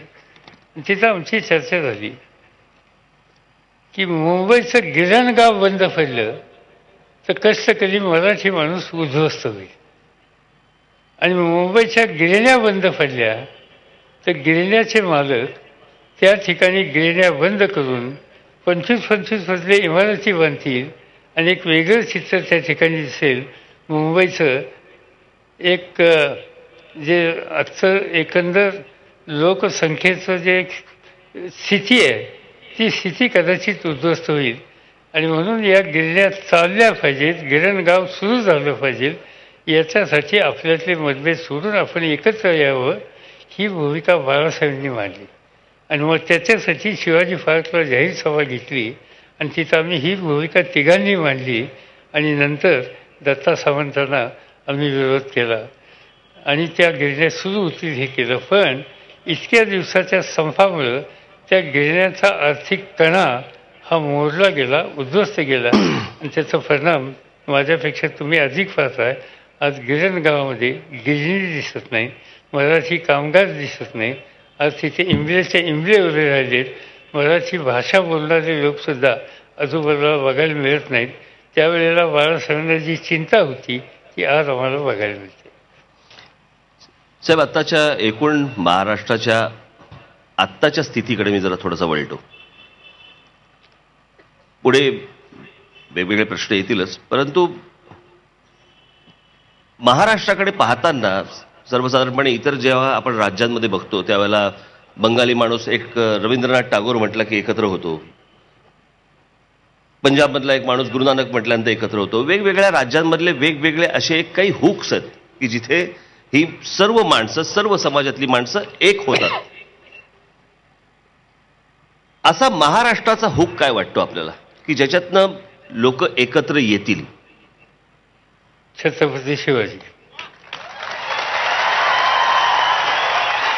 नाव एक असं आहे की देशाच्या कानाकोपऱ्यात कुठलाही मराठी त्या ठिकाणी आजच मी टेलिव्हिजनवर पाहत होतो, न्यूयॉर्कमध्ये मराठी गायकांनी तिथं शिवजयंती साजरी केली आणि तिथं फिल्म दाखवत होते शिवाजी महाराजांच्या संदर्भात. साहेब, मग मला थोडासा एकच मिनिट, मी आपण मग ज्यावेळेला भाषणाला उभे राहता त्यावेळेला आपण शाहू फुले आंबेडकरांचा महाराष्ट्र म्हणता, शिवाजी महाराजांचा काय नाही म्हणत?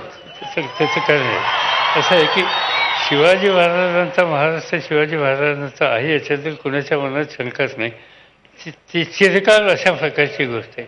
शाहू फुले आंबेडकर यांचा प्रकर्षानं उल्लेख करण्याचं कारण की महाराष्ट्र एकसंघ ठेवण्याच्या संबंधीची काळजी आहे. आणि हे 3 लोक असे आहेत, या 3 लोकांनी नेहमी सामाजिक ऐक्य आणि सामाजिक प्रबोधन या 2 गोष्टीच्या संबंधी अतिशय कष्ट केले, लोकांना एकसंघ ठेवलं. खरं सांगायचं म्हणजे तुमचे आजोबा, मी त्यांना जवळून बघितलेलं आहे तुमच्या घरीच. प्रबोधनकार ठाकरेंनी सुद्धा त्या कालखंडामध्ये सामाजिक ऐक्याच्यासाठी आणि सांप्रदायिक विचार बाजूला फेकून देण्याच्यासाठी प्रचंड योगदान दिलेलं होतं. त्यांची भाषा तिखट होती. तुम्ही लोक नेहमी सांगता ना आमची ठाकरी भाषा आहे, त्या ठाकरी भाषेचा अनुभव आम्हालाही खूप आहे, तो भाग सोडून द्या. पण त्या ठाकरी भाषेतून समाजातल्या विघातक प्रवृत्तीच्या विरुद्ध त्यांनी ती भाषा वापरलेली होती. आणि फुले आंबेडकर आणि शाहूराजे यांनी सुद्धा समाज मन एकसंघ करण्याच्यासाठी जात वा धर्म याचा लवलेश सुद्धा न राहता मराठी माणूस एकत्र कसावे याची त्यांनी काळजी घेतली. आणि आजही त्याची गरज आहे. मध्यंतरी आपल्या राज्यात जे काही प्रकार घडले ते प्रकार हेच सांगतात की अजूनही आपल्याला फुल्यांचा किंवा शाहू महाराजांचा किंवा आंबेडकरांच्या विचाराचं स्मरण करून देण्याची गरज आहे. ते जर नाही केलं आणि जर हा संघर्ष झाला तर त्याने महाराष्ट्र दुबळा होईल. आणि काही झालं तर महाराष्ट्र दुबळा होऊन द्यायचा नाही. राजकारण असेल नसेल, सत्ता असेल नसेल, महाराष्ट्र हा मजबूतच झाला पाहिजे आणि तो मजबूत ठेवण्याची ताकद या विचारात आहे. म्हणून यांचा उल्लेख. पण आज पवारसाहेब आपल्याला चित्र असं दिसतंय, छत्रपती शिवाजी महाराज, महात्मा ज्योतिबा फुले, लोकमान्य टिळक, स्वातंत्र्यवीर सावरकर, बाबासाहेब आंबेडकर, प्रत्येक महापुरुषाकडे प्रत्येक जण महाराष्ट्रात जातीने पाहतो. हे बदलणं गरजेचं नाही का वाटत आपल्याला, म्हणजे या सगळ्या परिस्थितीचं? खरं सांगायचं म्हणजे त्याच्यामध्ये एक गोष्ट मला सांगायला, एकाची बाबतीत मी तुमच्याशी सहमत नाही. शिवाजी महाराजांच्याकडे महाराष्ट्रात कोणी जातीने बघितलेले नाही. नाही नाही नाही नाही नाही. प्रश्न असा आहे, आपण जातीने बघत नाही, परंतु काही जण त्याच्याकडे जात म्हणून बघतात. महाराष्ट्राच्या बाहेर थोडंसं तिथं काय, तिथं एक शब्दाचा माझ्या बाबतीत तिथं म्हणतात मराठा स्ट्रॉंगमॅन. मराठा स्ट्रॉंगमॅन हा शब्द दिल्लीमध्ये घेतला जातो. मराठा तिथं जातीवाचकच नाही. मराठा म्हणजे महाराष्ट्राचा जो मराठी त्याला तिथं मराठा. अगदी बरोबर आहे. तिथं म्हणजे या सगळ्या गोष्टींची सुरुवात, म्हणजे ज्या सर्व समाजांना एकत्र घेऊन जो एक ज्याला सैन्य लढा असा जो उभा केला ते आपले छत्रपती शिवाजी महाराज. आज त्यांच्याच भूमीमध्ये आज जाती जातीमध्ये जो कडवटपणा आलेला आहे तो दूर होण्यासाठी आपण काय केलं पाहिजे? त्याला खरं सांगायचं, हाच फुले आंबेडकरांचा किंवा शाहू महाराजांचा विचार हा विशेषतः तरुण पिढी ही त्यांच्यामध्ये मराठी अस्मिता आणि राष्ट्राची अस्मिता याच्याबद्दल अधिक बिंबवण्याची गरज आहे. म्हणजे मी करतोय ते बरोबर करतोय. पुन्हा मी सांगतो, तुम्ही करणार कारण तुमच्यावरचे संस्कार आहेत. आणि त्याचं कारण असं आहे की राजकीय मतभेद असले तर बाळासाहेब ठाकरेंची एक गोष्ट मी तुम्हाला सांगतो आणि ती या राज्यात कुणी करू शकलेली नाही. बाळासाहेब ठाकरे एकमेव असे राजकीय नेते होऊन गेले की त्यांनी औरंगाबादमध्ये खैरेसारखा एक सुतार समाजातला एका व्यक्तीला महाराष्ट्राच्या मंत्रिमंडळात मंत्री केलं. देशाच्या पार्लमेंटमध्ये 5 वेळेला निवडून पाठवलं. त्याच्या जातीचे तिथं 5,000 सुद्धा मतं नाही आहेत. पण बाळासाहेबांचं वैशिष्ट्य होतं त्याची जात त्यांनी कधी बघितलं आणि त्याचं कर्तृत्व बघितलं. आणि बाळासाहेबांनी अशी अनेक माणसं ही महाराष्ट्रात उभी केली आणि मराठी माणसाच्या मनामध्ये त्या व्यक्तीकडे बघत असताना त्याची जात बघू नका, त्याचं कर्तृत्व बघा आणि मी कर्तृत्वाचा पुजारी आहे हा विचार बाळासाहेबांनी मांडला. आणि त्यामुळं वेगवेगळ्या समाजातल्या वेगवेगळ्या मला आठवतं आहे की त्यावेळेला त्या अंबरनाथच्या जवळ एक मुस्लिम समाजातला साबीर शेख मुस्लिम समाज त्यांना मंत्रिमंडळावरती त्यांनी घेतलं. म्हणजे त्यांना कधीही जात धर्म हे त्यांच्या पुढे आढळून आलं नाही. आज का परिस्थिती आली आहे महाराष्ट्रात ही? त्याचं कारण असं आहे की आज दुर्दैवानं काही जातीवाचक संघटना ह्या कुठं ना कुठेतरी वारसर धरायला लागलेल्या आहेत आणि त्याला प्रशासनाच्याकडून प्रशासन याचा अर्थ शासकीय प्रशासन यंत्रणा मी म्हणत नाही सत्तेवर बसलेल्या काही घटकांच्याकडून प्रोत्साहन मिळतं आहे आणि त्याच्यात अंतर निर्माण करून कप्पे निर्माण करून तो कप्पा आपल्यावर जर घेता आला तर आपलं पुढचं राजकारण हे यशस्वी होईल ही भावना वाढीला लावण्याचं काम हे केलं जातं आहे. आणि त्याच्यामुळं दुर्दैवानं हे चित्र घडतं. पण मला हे फार दिवस टिकेल असं वाटत नाही. महाराष्ट्र शेवटी या रस्त्यांनी जाणार नाही, तो शाहू फुल्यांच्याच विचारानं जाईल याच्याबद्दल माझ्या मनात शंका नाही.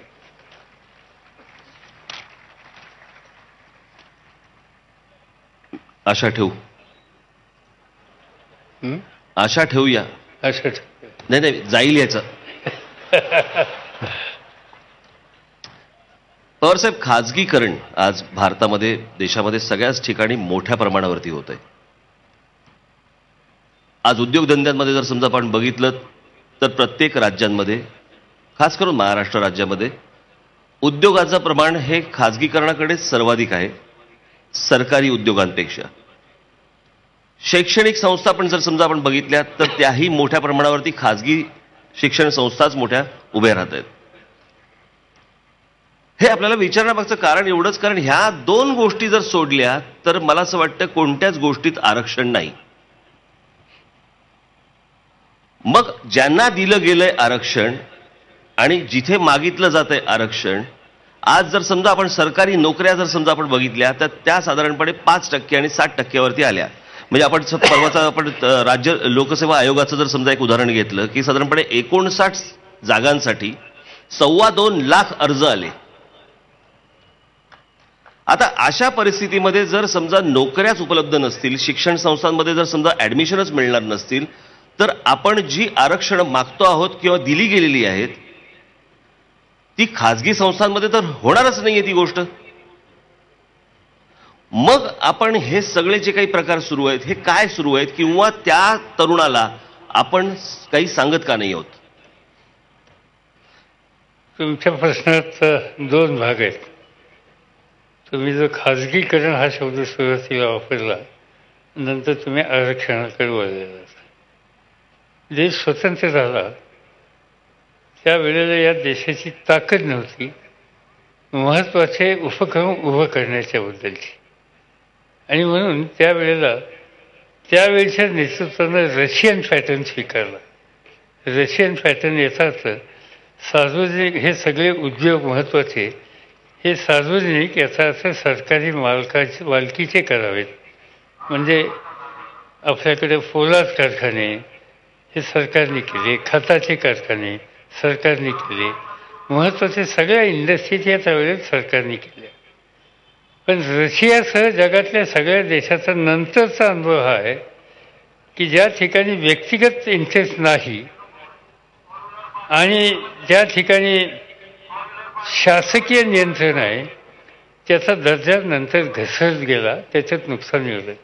तुम्ही बघा आज देशामध्ये सरकारने काढलेल्या बहुसंख्य कंपन्या बंद पडल्या, बरोबर, दिवाळा निघालं. आणि त्याच्या उलट धीरूभाई अंबानींनी युनिट काढलं ते वाढत गेलं. अनेक असे लोक पुढे आले व्यक्तिगत, त्यांचं कर्तृत्व दाखवलं ते वाढत गेले. आणि त्याचं कारण व्यक्तिगत त्याच्यावरचं लक्ष केंद्रित करण्याची या व्यक्तिगत लोकांची इच्छा भावना आणि त्याच्यामुळे त्याचा लाभ त्यांना मिळाला. आणि म्हणून एक मिनिट जर थांबता जरा कोणीतरी कृपा करून त्या पोलिसांना सांगता आम्ही दोघेही आलेलो आहोत म्हणून. ते काय बोलतात माहित नाही, जरा कोणीतरी जरा जाऊन सांगितलं तर बरं होईल. माफ करा. आणि म्हणून आज जो सुरुवातीचा काळ होता, लोकांच्यात शक्ती नव्हती, आज ती शक्ती लोकांच्यात निर्माण व्हायला लागली आहे. मगाशी या ठिकाणी सत्कार केले गेले, त्याच्यात हनुमान गायकवाडचा सत्कार केला, BVG ग्रुप. हनुमंतराव घरावर सातारा जिल्ह्यातल्या एका खेड्यातला एका लहान कुटुंबातले व्यक्ती इथं आले, नोकरीला लागले. नोकरीत काही मन जमलं नाही, काहीतरी स्वतःचं करायचं आणि स्वतःचं करायचं म्हणून त्यांनी एक वेगळं क्षेत्र हातात घेतलं. ते वेगळं क्षेत्र कोणी फारसं करत नाही. ते क्षेत्र म्हणजे की अनेक ठिकाणच्या संस्था, हॉस्पिटल्स, इन्स्टिट्यूशन्स याची सगळी साफसफाई आणि बाकीच्या सगळ्या गोष्टीची जबाबदारी त्यांनी घेतली. आणि मगाशी सांगितलं की त्यांनी 70,000 लोकांना काम दिलं. आज देशाच्या पार्लमेंटमध्ये मी जातो, त्या पार्लमेंटची जबाबदारी हनुमंत गायकवाडकडे आहे. राष्ट्रपती भवनची जबाबदारी हनुमंत गायकवाडकडे आहे. प्रधानमंत्र्यांचं घर हनुमंत गायकवाडच्याकडे आहे. आर्मी, नेव्ही, एअरफोर्स तिन्हीची हेडक्वार्टरची जबाबदारी हनुमंत गायकवाडांच्याकडे. पंतप्रधानांचं पण, प्राईम मिनिस्टरच्या घराची सुद्धा, त्यांच्या कार्यालयाची सुद्धा ही सगळी जबाबदारी BVG ग्रुपवर आहे. म्हणजे एक व्यक्ती किंवा खाजगी उद्योग उभा करत असताना आज 70,000 लोकांना काम देऊ शकले. आणि या देशातल्या महत्त्वाची जी केंद्र आहेत त्याचंही निमंत्रण, सगळ्या महत्त्वाचे हॉस्पिटल आज त्यांच्याकडे आहेत. आणि हे आता भारतापुरतं सीमित राहिले नाही, आज ते भारताच्या बाहेरसुद्धा जायला लागलेत. याचा अर्थ कर्तृत्व असलं आणि प्रोत्साहन मिळालं तर त्या कर्तृत्वाला काय वाटेल ते करू शकतात. माझा खाजगीकरणाला विरोधाचा विषय नाहीये. माझा विषय असा आहे की खाजगीकरण इतक्या मोठ्या प्रमाणावरती होत असताना शैक्षणिक संस्था आणि नोकऱ्या ह्या उपलब्ध नसताना आता खाजगी संस्थांमध्ये नोकऱ्या ह्या आरक्षणावरती मिळणारच नाहीत. तर त्याच्यामध्ये आता कसं आहे, त्याच्यात लोक ह्या फार सेन्सिटिव्ह इश्यू आहे. त्याच्यामध्ये आरक्षण समाजातल्या दुबळ्या लोकांना जे आहे, दलित, आदिवासी, जनरली त्याच्याबद्दल कुणाची तक्रार नाही, ते असं म्हणतं. आता बाकीच्या घटकांच्या संबंधी आरक्षणाच्या बाबतीत ठिकठिकाणी मोर्चे निघतात, काही करतात. माझं स्वच्छ त्याच्यात मत हे आहे की यासंबंधी जातीनिहाय हा विचार करू नये. विचार करायचा असेल तर आर्थिकदृष्ट्या जो दुबळा आहे तो कुठल्याही जातीचा असेल त्याला आरक्षण दिलं पाहिजे. अगदी बरोबर आहे. मला असं वाटतं हा पहिल्यांदा विचार महाराष्ट्रामध्ये किंवा देशामध्ये बाळासाहेबांनी हा पहिल्यांदा मांडला की जातीला जरी पोट असलं तरी पोटाला जात लावू नका. आणि त्यांचेच संस्कार आमच्यावरती आहेत, त्याच्यामुळे आर्थिकदृष्ट्या जे कमजोर असतील त्यांनाच आरक्षण मिळालं पाहिजे आणि बाकी आरक्षणाची आवश्यकता नाही. हा एक मुद्दा जरी झाला. आणि पण मग आज जे वातावरण जे दूषित होतंय, नोकऱ्या नसताना, शाळा कॉलेजेसमध्ये खाजगी क्षेत्रामध्ये ॲडमिशन नसताना, तर आपण, मला असं वाटतं, जी आज जो तरुण महाराष्ट्रामधला आहे याला आपण एक आव्हान करणं गरजेचं. आता जे आपण केलंच, अर्थातच केलं, परंतु एक त्याच्यावरती एक मला असं वाटतं आपण एक जाहीर सभा आपण जर समजा घेतली आणि तिथे जर समजा त्या प्रकारचं प्रबोधन केलं तर ते जास्ती खोलवर जाईल असं आपल्याला वाटत नाही का? नक्कीच वाटेल, त्याचा उपयोग होईल. पण त्याच्यावर दुसरी गोष्ट केली आणि ती म्हणजे जे लोकांचं प्रतिनिधित्व करतात आणि त्यांना संधी मिळते. प्रतिनिधी याचा अर्थ विधानसभेत किंवा लोकसभेतच गेलं पाहिजे असं नाही. अगदी बरोबर. तुम्ही तुमच्या संघटनेच्या मार्फत प्रतिनिधित्व तरुणांचं फार मोठ्या प्रमाणात करता आम्ही बघतो. आम्हाला काळजी वाटते मतदारांना, ते जरा वाढायला लागले म्हणून. त्यातला तो भाग सोडून द्या. पण शेवटी मराठीच आहेत साहेब. पण या सगळ्यांच्या माध्यमातून आपल्याला एक गोष्ट महाराष्ट्रातल्या नव्या पिढीमध्ये रुजवली पाहिजे की हनुमंत गायकवाड जर उभा राहू शकतो, तू का नाही उभा राहू शकतो? अगदी बरोबर. हे कर्तृत्व तुझ्यात सुद्धा आहे आणि तुझ्यात कर्तृत्व आहे हे त्याला बिंबवलं पाहिजे. आणि दुसरी गोष्ट अशी आहे की त्याच्यात कर्तृत्व हे दिसत असताना एकमेकांनी त्याला मदत केली पाहिजे. पायात पाय घालायचे उद्योग बंद केले पाहिजेत. आणि ही भावना मराठी लोकांच्या तरुणांच्यात वाढवली पाहिजे. माझी खात्री आहे की महाराष्ट्रातला तरुण हनुमान गायकवाड सरकार स्वतःच्या कर्तृत्वानं उभं करेल आणि स्वतःचा तर प्रश्न सोडवेल, पण त्याच्यासारख्या आणखीन 10 लोकांना सुद्धा सेवा करण्याची संधी दिली. दुसरा अजून एक महाराष्ट्रातला एक अत्यंत गंभीर विषय, आणि तो म्हणजे महाराष्ट्रात गरिबी ही काही आज नाही आहे. महाराष्ट्रात गरिबी ही पूर्वी पण होती.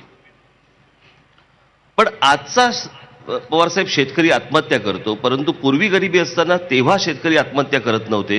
हे आत्महत्या करण्याचं जे प्रमाण आहे हे गेल्या 15-20 वर्षामध्ये मोठ्या प्रमाणावरती वाढलं. कधी थांबणार आणि कसं थांबणार? त्याचं मी खोलात गेलोय. त्याचं कारण असं आहे की मी शेती मंत्री असताना यवतमाळ जिल्ह्यामध्ये आत्महत्या केल्याच्या संबंधी एक माहिती माझ्या कानावर आली. मी कलेक्टरना कॉन्टॅक्ट केलं, माहिती खरी होती. मी अस्वस्थ झालो. मी प्राईम मिनिस्टरकडे गेलो, मनमोहन सिंगांच्याकडे, आणि त्यांना सांगितलं की शेतकऱ्यांनी आत्महत्या केली हे लक्षण चांगलं दिसत नाही. आपण दोघांनी तिथं गेलं पाहिजे आणि त्याच्या कुटुंबियांना भेटलं पाहिजे आणि त्यातनं एक संदेश दिला पाहिजे की हा मार्ग नाही. आणि मी त्यांना तयार केलं. मी नागपूरला गेलो, नागपूरवरनं वर्ध्याला गेलो, वर्ध्यावरनं यवतमाळ जिल्ह्यात गेलो, त्या कुटुंबाच्या घरी गेलो आणि त्याच्या कुटुंबियांना भेटल्याच्या नंतर सगळं जाणून घेतलं. त्याची कारणं शोधली. त्याचं मुख्य कारण कर्जबाजारीपणा आणि त्याच्या घरात मुलीचं लग्न होतं आणि त्याच वेळेला बँकेची वसुली ही करण्याच्यासाठी त्याला नोटीस आली होती आणि बँकेने त्याला पत्र दिलं होतं की या तारखेला जर तुम्ही ही रक्कम भरली नाही तर आम्ही तुमच्या घरावर जप्ती आणणार. आणि दुसऱ्या दिवशी त्याच्या मुलीचं लग्न होतं आणि त्यामुळं त्या पत्रामुळं त्याने आत्महत्या केली. आणि म्हणून मी माझ्या मंत्रिमंडळातल्या सहकाऱ्यांना कन्व्हिन्स केलं की शेतकऱ्याच्या डोक्यावरचं हे ओझं काढल्याशिवाय गत्यंतर नाही. आपण धाडस करू आणि त्याला कर्जमाफी देऊ. 71,000 कोटी रुपयाचं कर्ज आम्ही एका हुकमाने माफ केलं आणि त्यांना बाहेर काढलं. पुढच्या 3 वर्षात या आत्महत्याचा रेट खाली आला आणि नुसताच खाली आला नाही तर त्या शेतकऱ्याला कर्ज पुरवठा हा मोठ्या प्रमाणात केला, त्याच्याबरोबर माफी आणि कर्ज पुरवठा. पण साहेब, कर्जमाफी हे काही उत्तर नाही ना? नाही, उत्तर नाही, कबूल आहे. पण म्हणून आम्ही कर्जमाफी केली आणि त्याला भांडवली गुंतवणुकीला मदत केली आणि त्याला नवीन बियाणं देऊन त्याचं उत्पादन वाढवायची काळजी घेतली. मला महाराष्ट्रातल्या आणि भारतातल्या शेतकऱ्यांचं अभिनंदन करावंसं वाटतं की त्या कालखंडामध्ये जो देश परदेशातनं धान्य आणत होता तोच भारत जगातला 1 नंबरचा कापूस तांदूळ निर्यात करणारा देश जगात झाला. जगातला 2 नंबरचा गहू, साखर आणि कापूस निर्यात करणारा देश झाला. हा आम्हा मंत्र्यांच्यामुळं नाही तर शेतकऱ्यांनी काळ्या आईशी घाम घालणाऱ्या त्यांनी त्याच्याशी बांधिलकी ठेवली, कष्ट केले आणि त्यामुळे हे होऊ शकलं. आणि म्हणून त्याला प्रोत्साहित केलं पाहिजे, त्याला पैसा पुरवला पाहिजे, भांडवल पुरवलं पाहिजे. तुम्ही म्हणता माफी हे उत्तर नाही, बाकीच्या सगळ्या गोष्टी एकत्रित केल्या पाहिजे आणि त्या पद्धतीने त्यातनं बाहेर तुम्ही गोष्टी. आता दुसरी एक गोष्ट अशी आहे की लोकांना हे माहिती नाही की आपल्या देशामध्ये केंद्र सरकारचं गृह खातं एक दरवर्षी अहवाल प्रसिद्ध करतं. त्याला म्हणतात क्राईम रिपोर्ट. त्याच्यामध्ये प्रत्येक जिल्ह्यामध्ये दरवर्षी किती गुन्हे घडले, मग ते चोरी असतील, दरोडे असतील, आत्महत्या हा सुद्धा गुन्हा आहे, आत्महत्या असतील, बलात्कार असतील वगैरे वगैरे, बँकेचे फ्रॉड असतील, हे सगळ्याची माहिती असते. त्याचे रिपोर्ट मी गेल्या 40 वर्षाचे तपासले आणि दुर्दैवानं आत्महत्या हा प्रकार गेले 40-50 वर्ष देशात आहे आणि तो आपल्याच देशात आहे असं नाही. ऑस्ट्रेलियामध्ये सुद्धा मला शेतकऱ्यांच्या आत्महत्या जाणवल्या, अमेरिकेत सुद्धा जाणवल्या. आपल्याकडे थोडं प्रमाण जास्त आहे, त्याचं कारण गरिबी आणि या प्रश्नाकडे पाहिजे तसं बघितलं गेलं नाही. गेल्या आत्महत्याचे प्रकार वाढल्याच्या नंतर बघायला लागले, पण तरीही याच्यात अजून खूप करण्याची गरज आहे. आणि दुसरी गोष्ट, आत्महत्या हा रस्ता नाही. आपण याच्यातून मार्ग काढून यशस्वी झालंच पाहिजे. ही भावना दृढ समाजात होईल कशी याची खबरदारी सगळ्या पक्षाच्या नेतृत्वाने घेतली पाहिजे. मला असं वाटतं की तेच त्याला उत्तर आहे. साहेब, आपले जे शिष्य आहेत दिल्लीत बसलेले,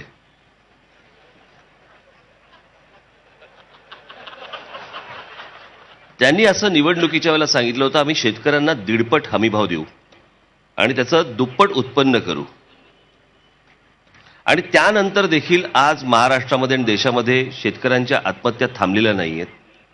यावर आपली काही चर्चा झाली का? पार्लमेंटमध्ये झाली, व्यक्तिशः नाही झाली. व्यक्तिशः नाही. पण त्याचं काय, याचं 1.5 उत्पन्न ही कल्पना कुठून आली? या देशामध्ये डॉक्टर स्वामीनाथन नावाचे शेतीच्या क्षेत्रातले अत्यंत आंतरराष्ट्रीय पातळीवरचे जाणकार आहेत, शास्त्रज्ञ आहेत. त्यांनी एक अहवाल दिला. तो अहवाल करायची जबाबदारी त्यांच्यावर मी सोपवली होती आणि माझ्याच काळात तो अहवाल दिला. त्यांनी एक 15 सूचना केल्या. त्यातल्या 14 सूचना आम्ही मान्य केल्या आणि राबवायला सुरुवात केली. 15वी त्यांची सूचना होती, उत्पादन खर्च निघून 50% नफा. आणि तो जो निर्णय आहे तो घ्यायच्या वेळेला लोकसभेच्या निवडणुका आल्या आणि म्हणून आम्ही असा निर्णय घेतला की नवीन सरकार याच्यावर विचार करून अंतिम निर्णय घेईल. आणि भारतीय जनता पार्टीनं आपल्या मॅनिफेस्टोमध्ये हा निर्णय जाहीर केला की आम्ही हे करणार. 4 वर्ष झाली, 3 वर्ष झाली, ते करू शकले नाही. त्याची 2 कारणं आहेत. जे करायचं ठरवलं तर करता येईल, पण त्यासाठी धाडसानं काही पावलं टाकावं लागतील. नोटबंदी केली तशी. नोटबंदीचा आता तुम्ही विषय काढला, त्याचं माझ्याकडे आत्ता एक पत्र आहे. नोटबंदी केली आणि मोठ्या बँकेत लोकांनी पैसे भरले आणि ते परत त्यांना मिळाले.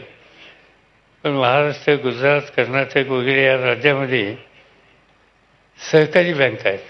त्या सहकारी बँकेत सामान्य लोकांची खाती असतात, खेड्यातल्या लोकांची खाती असतात. त्यांनी पैसे आणले आणि त्यातली सगळी रक्कम जमा केल्याच्या नंतर ती बदलून दिली नाही. बदलून दिली नाही. 3 वेळा हा प्रश्न मी पार्लमेंटमध्ये काढला आणि आमच्या अनेक लोकांनी सुद्धा काढला, पण त्याचं काही उत्तर आलं नाही. आता पुणे जिल्हा बँकेला एक पत्र आहे, मी तुम्हाला वाचून दाखवतो. 30 जानेवारी 2018 आणि त्याच्यामध्ये शेवटचा पॅरेग्राफ तुम्ही वाचा.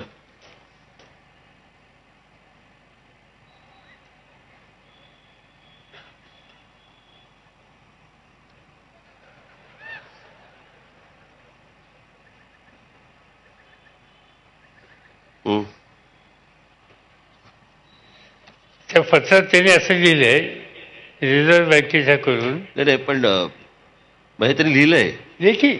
आणि त्यांनी आता असं सांगितलंय की तुमच्याकडे लोकांच्याकडनं जमा झालेल्या नोटा आहेत त्या आम्ही स्वीकारू शकत नाहीत, त्या तुम्ही रद्द करा. रद्द कशा होतील? फाडून टाका. नोटा फाडून टाकायच्या? हो, 1000 आणि 500च्या नोटा आता बंद झालेल्या आहेत, त्या तुम्ही बदलून पण देणार नाहीत. बदलून देणार नाही, ते तुम्ही नष्ट करा आणि तुमच्या प्रॉफिट अँड लॉस अकाउंटला हा लॉस दाखवा. काय कसं होईल? झालं आता ते लेखी रिझर्व्ह बँकेचं. नाही, पण साहेब याच्यावरती मग पंतप्रधानांचं काय म्हणणं आहे? कुणी उत्तर द्यायला तयार नाही. हे तर मनमोहन सिंगांपेक्षा गप्प दिसतात हो.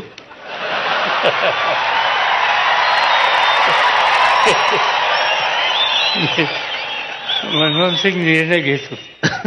हो, ते निर्णय घ्यायला तरी असल्या गोष्टी कधी ते स्वतः. थोडासा वेगळ्या विषयाकडे जातो. जरा खूप वेळ झालाय, मला असं वाटतं खूप लोक इथे आहेत.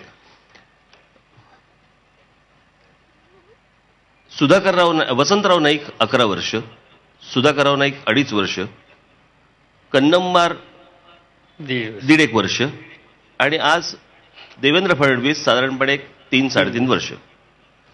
इतके मुख्यमंत्री विदर्भातनं महाराष्ट्राला लाभल्यानंतर पण विदर्भ स्वतंत्र व्हावा अशी मागणी का होते? असं की त्याचा इतिहास थोडासा वेगळा आहे.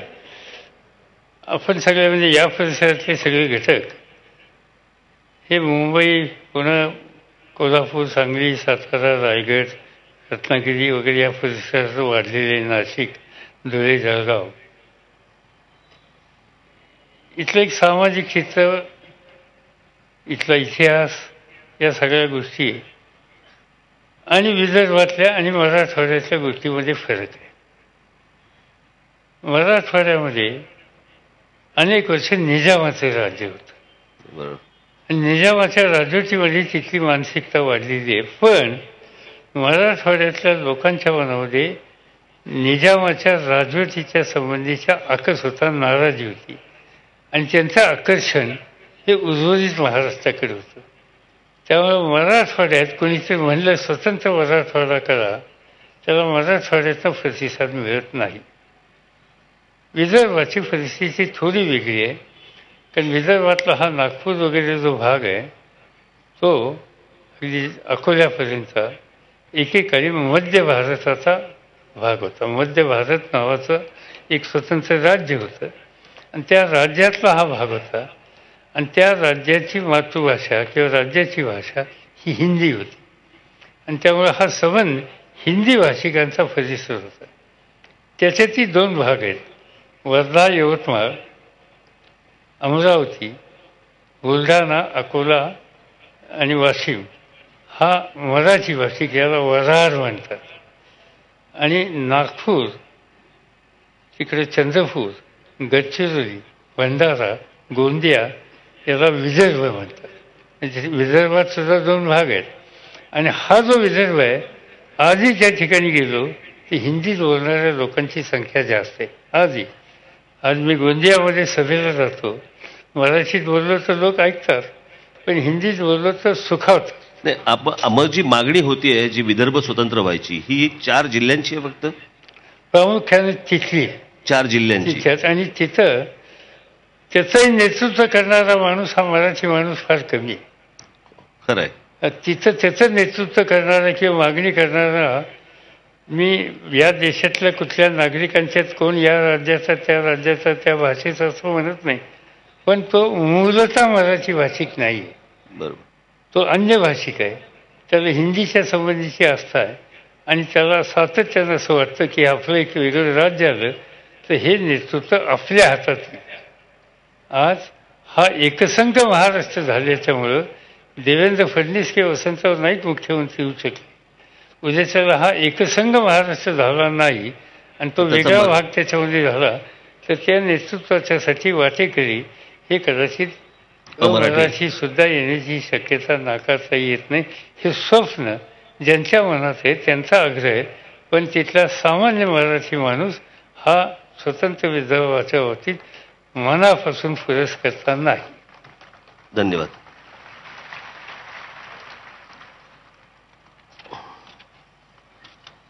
मी मात्र त्याच्यात भूमिका तिथे घेतली की कोणाला हवंय त्यांनी लोकमत त्या ठिकाणी स्पष्ट करावं, निवडणुकीच्या माध्यमातून घ्यावं.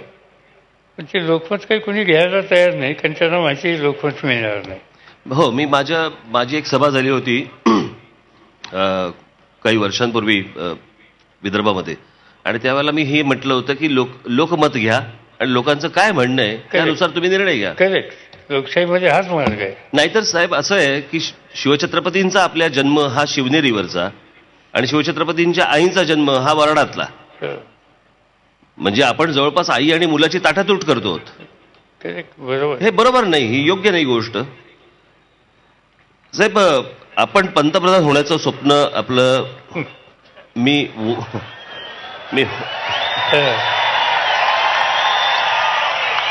मी होतं असं म्हणणार नाही, ते आजही आहे. आणि महाराष्ट्र आणि या देशाला जर समजा मराठी पंतप्रधान लाभला तर सर्वाधिक आनंद मला होईल.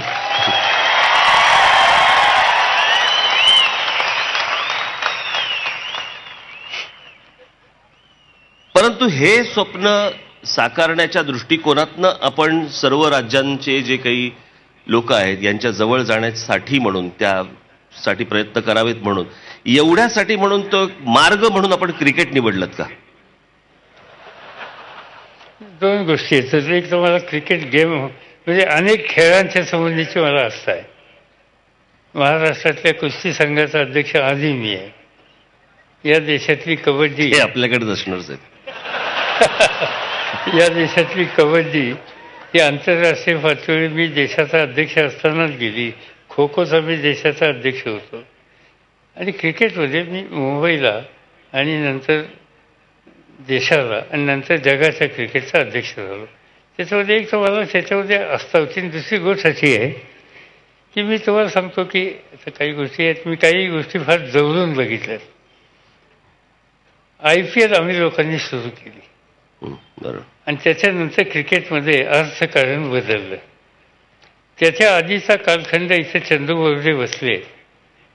चंदू बोर्डे किंवा त्यांची पिढी ज्यावेळी क्रिकेटच्या टेस्ट लढायचे तर त्यांना 25 रुपये रोज मिळायचे. आज त्या खेळाडूला मला वाटतं काही लाखात पैसे मिळत असतील, मला कोट्यांमध्ये कोटीमध्ये मिळत असतील. आणि हा जो चंदू बोर्डेंच्यासारखा वर्ग जो होता ते 25 रुपये मिळो किंवा 10 रुपये मिळो त्यांनी त्या पैशाची कधी किंमत केली नाही. त्यांची बांधिलकी खेळाला होती आणि त्या खेळाच्यासाठी काय वाटेल ते करायचं त्यांनी बघितलं.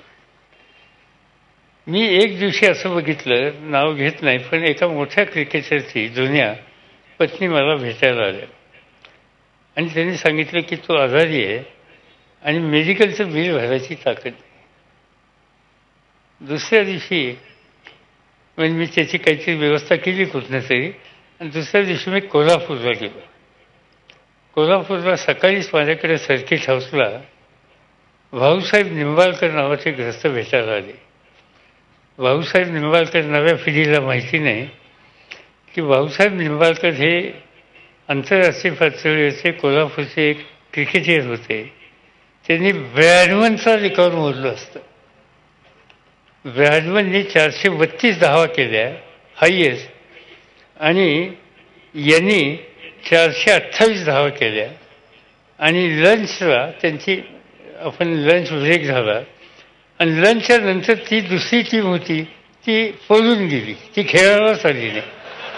आणि त्यामुळं भाऊसाहेबांना आणखीन 6 रन काढायची जी शक्यता होती, ब्रॅडमनचं रेकॉर्ड मोडता येत होतं, ती खेळायची संधी गेली. भाऊसाहेब आले. मी त्यांना विचारलं, भाऊसाहेब काय चाललंय? त्यांनी सांगितलं आहे आता काढतोय कसे तरी दिवस, अतिशय आर्थिक अडचणीचे, पण ठीक आहे. मला त्याची भयंकर अस्वस्थता म्हटलं. ज्यांनी ब्रॅडमनचं रेकॉर्ड मोडलं असतं त्यांना असं वाटावं की रोजचा दिवस किंवा संध्याकाळ कशी घालवायची किंवा सकाळ कशी घालवायची.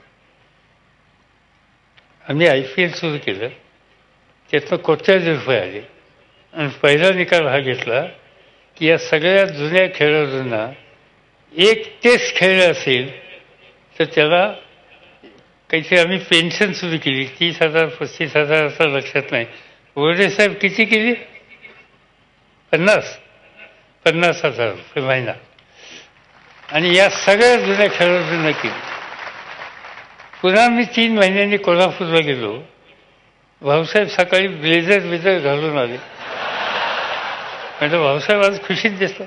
50,000 रुपये महिन्याला मिळतात. म्हटलं मग करता काय? सकाळी 7 वाजता गावातली सगळी क्रिकेटच्या बद्दल असलेली पोरं जमा करतो आणि त्यांना शिकवतो कसं खेळायचं म्हणून. आज भाऊसाहेब किंवा चंदू बोर्डे यांच्यासारख्यांनी कधीही पैशाचा विचार केला नाही, खेळाचा आणि देशाचा विचार केला. त्यांना सन्मानानं देशाचं समाजात राहता यावं त्यासाठी या सगळ्या गोष्टी करणं गरजेचं आहे. आणि म्हणून क्रिकेटमध्ये मी लक्ष घालण्याचं ते एक कारण होतं. मला याला एक वेगळी दिशा द्यायची होती. सुदैवानं ते यशस्वी झालं. मला देशाचं नेतृत्व मिळालं आणि मला आनंद आहे की मला जगाच्या क्रिकेटचं नेतृत्व मिळालं. अजून एक महत्त्वाचा आणि गंभीर विषय. मध्यंतरी मुंबईला किंवा कुठेतरी एका कार्यक्रमामध्ये केंद्रीय मंत्री नितीन गडकरी असं म्हणाले की मुंबई बडोदा आम्ही एक्सप्रेस हायवे करणार आहोत आणि त्याच्यासाठी आम्ही 22,000 कोटी रुपये टाकणार आहोत. नरेंद्र मोदींनी निवडणुकीआधी कधीही नाही, नंतर एक अचानक साक्षात्कार झाल्यासारखा 1,10,000 कोटी रुपयांचं मुंबई अहमदाबाद बुलेट ट्रेन सुरू करायचं त्यांचं काहीतरी ते सुरू केलं. साहेब, ही गेल्या संयुक्त महाराष्ट्र झाल्यापासूनची जी एक जखम आहे गुजरातला की मुंबई आम्हाला मिळाली नाही, त्याच्यासाठीचे हे सगळे मार्ग सुरू आहेत असं वाटतंय का? की मुंबई बाजूला करण्याचं एक षडयंत्र ह्याच्या मागे लपलंय का? नाहीतर मला सांगा की आज मुंबईसारख्या ठिकाणी मुंबईला बुलेट ट्रेनची आवश्यकता नाहीये. अहमदाबादला आता मला सांगा साहेब, इतका जो प्रवास आहे तो पटकन तुम्ही तिथे अहमदाबादला सकाळी पोहोचला, काय करायचं काय अहमदाबादला? काय ढोकळे खायचे का फाफडा खायचा का काय करायचं? काही कशाला काही पत्ता नाही. आणि आपण जर समजा बुलेट ट्रेन आणायची असेल तर आपण सर्वात जास्ती लांबचा जो काही प्रवास असेल, समजा मुंबई दिल्ली असेल, मुंबई बाबा कलकत्ता असेल, मुंबई चेन्नई असेल, मी समजू शकतो. परंतु यांच्या मनात पहिलं अहमदाबादच येतं, यांच्या मनात पहिल्यांदा बडोदाच येतं. परंतु ते त्यांच्या मनातलं त्यांच्या मनात राहू देत. मला जी भीती वाटते या सगळ्या अख्ख्याच्यात की हे मुंबई स्वतंत्र करण्याचं षडयंत्र आहे का? कारण त्यांनी जो पट्टा निवडलाय तो तसा आहे. आपण मगाशी जे नाव घेतलं, आपण जे इथे शिकलेत राम नाईक, तो जुना राम नाईकांचा जो मतदारसंघ आहे वसई विरारपर्यंत जो जाणारा, तो सगळा पट्टा आपल्याला ह्याच्यातनं दिसतो. काय वाटतं याच्याबद्दल? दोन गोष्टी आहेत. त्याच्यातली चर्चा खूप झाली दिल्लीमध्ये सुद्धा. आम्ही लोकांनी त्याच्यात बुलेट ट्रेनला विरोध केला नाही. आम्ही अशी भूमिका म्हणजे बुलेट ट्रेन करायची असेल तर दिल्ली मुंबई करा. खरंच आहे. चंद्रपूर, नागपूर, मुंबई, पुणे, कोल्हापूर अशी बुलेट ट्रेन करा. महाराष्ट्राला एकसंघ करणारी. आज तुम्ही फक्त अहमदाबाद मुंबई करतात. याचा अर्थ तुम्ही जे म्हणलात की अहमदाबादला जाऊन काय खमंग ढोकळा खायचा का काय करायचं, अहमदाबादला कुणी जाणार नाही, मुंबईला येते. मुंबईची गर्दी वाढेल. मला हाच धोका जास्ती दिसतोय. प्रश्न असा आहे, इथून आमचे लोक जाणारच नाहीयेत, तिथून इथे येत आहेत.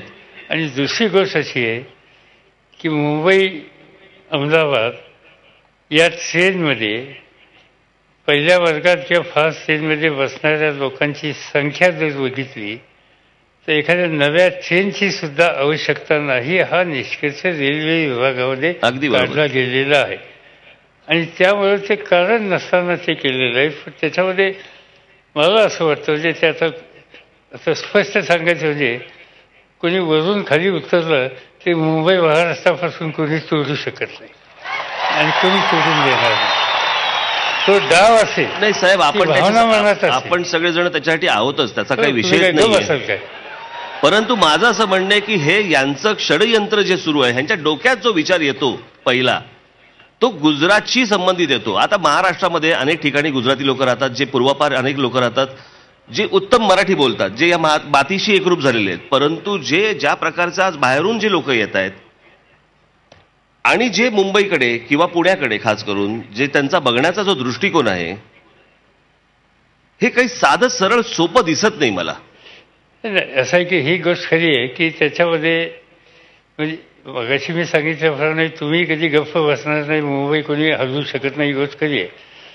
पण मुंबई म्हणजे काय, पुणे म्हणजे काय, देशाचं अर्थकारण. आणि त्या अर्थकारणावर आपला कब्जा असला पाहिजे अशा प्रकारचा दृष्टिकोन काही घटकांचा आहे. आणि त्या घटकांना प्रोत्साहित करण्याच्या संबंधीची भूमिका देशाचं नेतृत्व ज्यांच्याकडे त्या घटकांच्याकडून होतं का काय अशी एक शंका लोकांच्या मनात यायला लागली. आणि त्यामुळे तुम्ही म्हणता हा विचार लोकांना अस्वस्थ करणार आहे, पण हे कधी यशस्वी होणार नाही. पण तो प्रयत्न आहे असं सरळ दिसतं. मी गेल्या 10-12 दिवसाच्या पूर्वी एवढं दिसतं निश्चित वसई विरार या सगळ्या पट्ट्यामध्ये गेलो होतो. तर वसई विरार या सगळ्या पट्ट्यामध्ये म्हणजे एकेकाळी मी जायचो वसईला तर सगळा एक तर ख्रिश्चन किंवा मराठी हा सगळा चक्का त्या ठिकाणी दिसायचा. आता सगळे म्हणजे बोर्डसुद्धा मला मराठीचंच दिसतात असं नाही, मला गुजराती बोर्डसुद्धा दिसतात. मी काही गुजराती भाषेचा द्वेष करत नाही, पण एवढ्या मोठ्या प्रमाणात गुजराती भाषेचं आक्रमण या परिसरामध्ये व्हायला लागलेलं आहे. याचा अर्थ तिथं काहीतरी कष्ट करण्यासाठी जसं लेबर आपल्याकडं उत्तराखंडमधनं किंवा आपल्याकडं UP मधनं किंवा बिहारमधनं कष्टाला माणूस येतो, तसा हा कष्टाच्यासाठी येत नाही, तो अर्थकारणासाठी येतो. आणि इथलं महाराष्ट्र अर्थकारणाच्या दृष्टीनं अत्यंत योग्य भूमी आहे असं समजून त्याच्यावर नियंत्रण ठेवावं ही त्याच्या माझीची भावना असेल तर जागृत राहावं लागेल.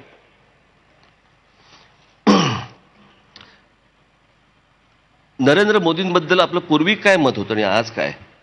दोन गोष्टी आहेत. मोदींच्या बाबतीत एक असं आहे की साहेब खरंच सांगा. नाही, एक गोष्ट त्याच्याबद्दलची अशी आहे, त्यांच्या जमेच्या ज्या गोष्टी आहेत, या गृहस्थाला प्रचंड कष्ट करण्याची तयारी आहे. सकाळी लवकर उठणार, तयार होणार. मी सुरू केलंय. पण ह्याने पंतप्रधान होता येतं?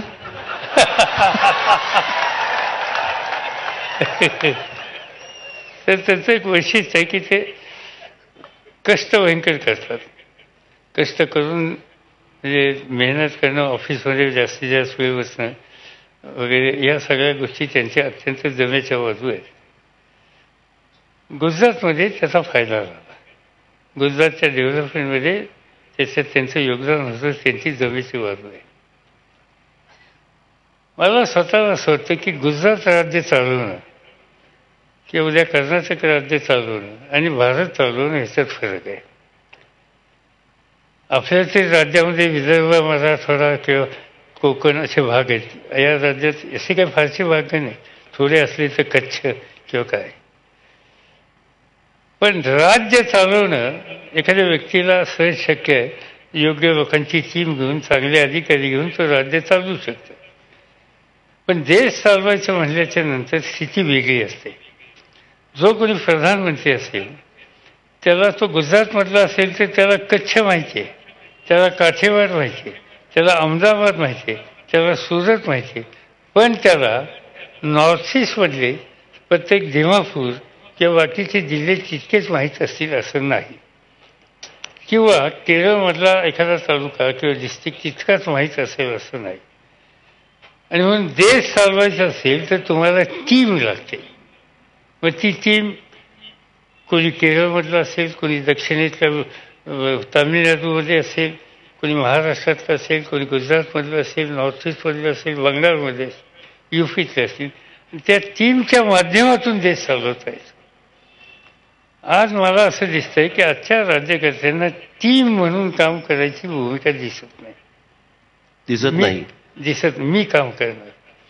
आणि त्यामुळं टीमचा अभाव असला तर बाकीच्या सहकार्यांच्यामध्ये प्रत्येक निर्णय घेण्याच्या पूर्वी जरा विचारून या, जरा त्यांच्या कानावर घाला.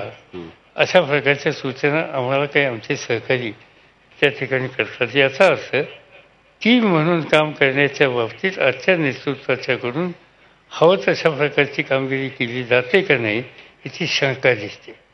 आणि देश चालवायला अशी शंकेची अवस्था ही योग्य नाही.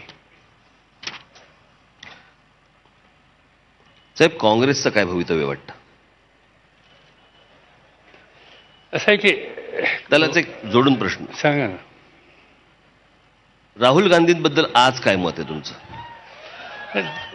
असं आहे की राहुल गांधींच्यात मी एक पहिल्यांदा गोष्ट अशी आहे की काँग्रेस ही जुनी काँग्रेस आणि आजच्या काँग्रेसमध्ये फरक आहे. जुनी काँग्रेस देशातल्या प्रत्येक राज्यामध्ये, प्रत्येक जिल्ह्यामध्ये, प्रत्येक तालुक्यामध्ये पोचलेली संघटना होती, स्वातंत्र्याच्यासाठी योगदान देणारी आणि नंतर संसदीय लोकशाही या देशामध्ये उभी करणारी. आज अनेक राज्य आहेत की त्या ठिकाणी काँग्रेस नाही. अनेक जिल्हे आहेत की त्या ठिकाणी काँग्रेस दुबळी झालेली. आणि आज त्याचं नेतृत्व करण्याचं आव्हान हे या तरुणाला पडलेलं आहे. या तरुणाला मी पार्लमेंटमध्ये गेले 5-10 वर्ष बघतोय. मला गेल्या काही वर्षातून आजच्या काळात थोडा फरक असा दिसतो. आज त्याची विषय समजून घ्यायची, देशाच्या विविध भागामध्ये जायची, तिथल्या जाणकारांची सुसंवाद करायची आणि शिकण्याची आज त्याची तयारी आहे असं मला दिसतं. आणि मी माझ्या व्यक्तिगत जीवनाचं तुम्हाला एक सांगतो की ज्या विषयाचं आपल्याला समजत नाही त्या विषयाचा जाणकार आपल्यापेक्षा लहान वयाचा, लहान पदाचा असला, पण तो जाणकार असला तर त्याच्याकडून समजून घ्यायला मला कधीही फणा वाटत नाही. मी संरक्षण मंत्री झालो, डिफेन्स मिनिस्टर झालो, तेव्हा मला डिफेन्स मिनिस्ट्रीच्या रँक्स माहीत नव्हत्या. लेफ्टनंट जनरल होता का लेफ्टनंट होता इथपर्यंत परिस्थिती होती. मी शपथ घेतली आणि दुसऱ्या दिवशी कॉन्टॅक्ट केलं. जनरल SP थोरात म्हणून भारताच्या लोक आर्मीचे नंबर 2चे ग्रस्त. खरं ते आर्मी चीफच व्हायला होते, पण काही राजकारणामध्ये होऊ शकले नाही. ते कोल्हापूरला होते.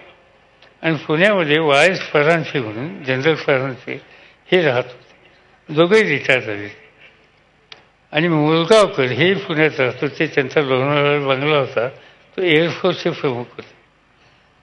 मी दिल्लीवरनं निघालो, मुंबईला पुण्याला आलो, कोल्हापूरला गेलो आणि विद्यार्थ्यासारखं 2 दिवस थोरात त्यांच्याकडे बसलो आणि डिफेन्सची सगळी माहिती समजून घेतली.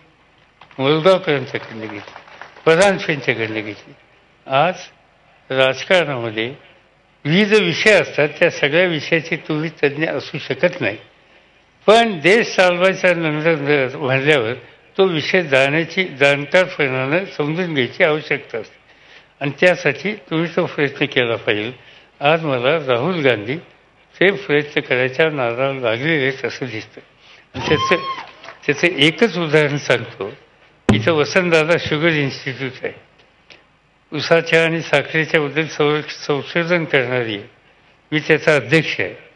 आणि एक दिवशी सकाळी माझ्या बैठकीमध्ये निरोप आला की राहुल गांधी येणार. मी तर अचानक हो म्हणले, ते काही व्हिजिटला आहे, ते येत आहेत. आले आणि त्यांनी तिथं 2 तास घालवले. ऊस म्हणजे काय, त्याची पद्धत काय, कारखाना म्हणजे काय, साखर म्हणजे काय. ऊस म्हणजे काय असं विचारलं. ऊसाच्या जाती असतात. तर या सगळ्या जाती कुठल्या इथे आहेत, UP-मध्ये आणि महाराष्ट्रात काय फरक आहे. म्हणजे मला एकदा मध्यंतरी एक जण भेटले. त्यांनी असं कोणाला तरी विचारलं की आपण ऊसाचा रस घेणार का, तर ते बोलले हो. विथ शुगर घेणार का विदाऊट शुगर घेणार. त्यांच्याबद्दलचे बाकीच्या अशा गोष्टी करायला तुम्हाला कार्टुनिस्टला खूप विषय होतो. पण ते आत्ता त्यांची भावना ज्यातलं आपल्याला समजत नाही ते समजून घेण्याची, आणि ती भावना ठेवून जर त्यांनी पुढे पावलं टाकली आणि जर देशातल्या तरुण पिढीने त्यांना प्रोत्साहित केलं तर कदाचित काँग्रेसला चांगले दिवस येतील. पण देशाच्या दृष्टीनं एक मजबूत पक्ष दुसरा असण्याची गरज आहे. आणि आज आम्हा सगळ्यांचे छोटे पक्ष आहेत, पण तो पर्याय द्यायची ताकद आज भारतीय जनता पार्टीला काँग्रेस आहे. ही गोष्ट अमान्य करण्याचा अर्थ नाही, ती वस्तुस्थिती. तुम्हाला महाराष्ट्रातला आपल्याला साहेब कोणता प्रश्न चिंतेत पाडतो. मगाशी जर तुम्ही प्रश्न काढला महाराष्ट्राचे सामाजिक आणि जातीय ऐक्य, मला हा प्रश्न फार चिंतेचा वाटतो. कारण त्याच्यात मला काय दिसायला लागले, थोडा विद्वेष वाढायला लागलेला आहे. खरंय. आणि हा विद्वेष समाजामध्ये घटकांच्या मध्ये वाढणं हे महाराष्ट्राच्या दुपारचा डबा खाणारे 4 मित्र आता एकमेकांकडे जातीने पाहायला लागले. मला असं वाटतं अशी परिस्थिती महाराष्ट्रामध्ये कधी नव्हती. आणि हे कॉलेज आणि शाळांपर्यंत पोचायला लागलं प्रकरण. मला असं वाटतं आपल्याला सामुदायिकरित्याच या सगळ्या गोष्टी कुठेतरी बंद कराव्या लागतील. नाही, हे खरं सांगायचं म्हणजे आपण राजकारण करू, निवडणुका करू, तुम्ही तुमची संघटना चालवा, मी माझी संघटना चालवी, पण काही गोष्टी अशा आहेत की ज्याच्या बाबतीत आपण राजकीय अभिलेख न ठेवता सुद्धा आपल्याला लक्ष केंद्रित करावं लागेल.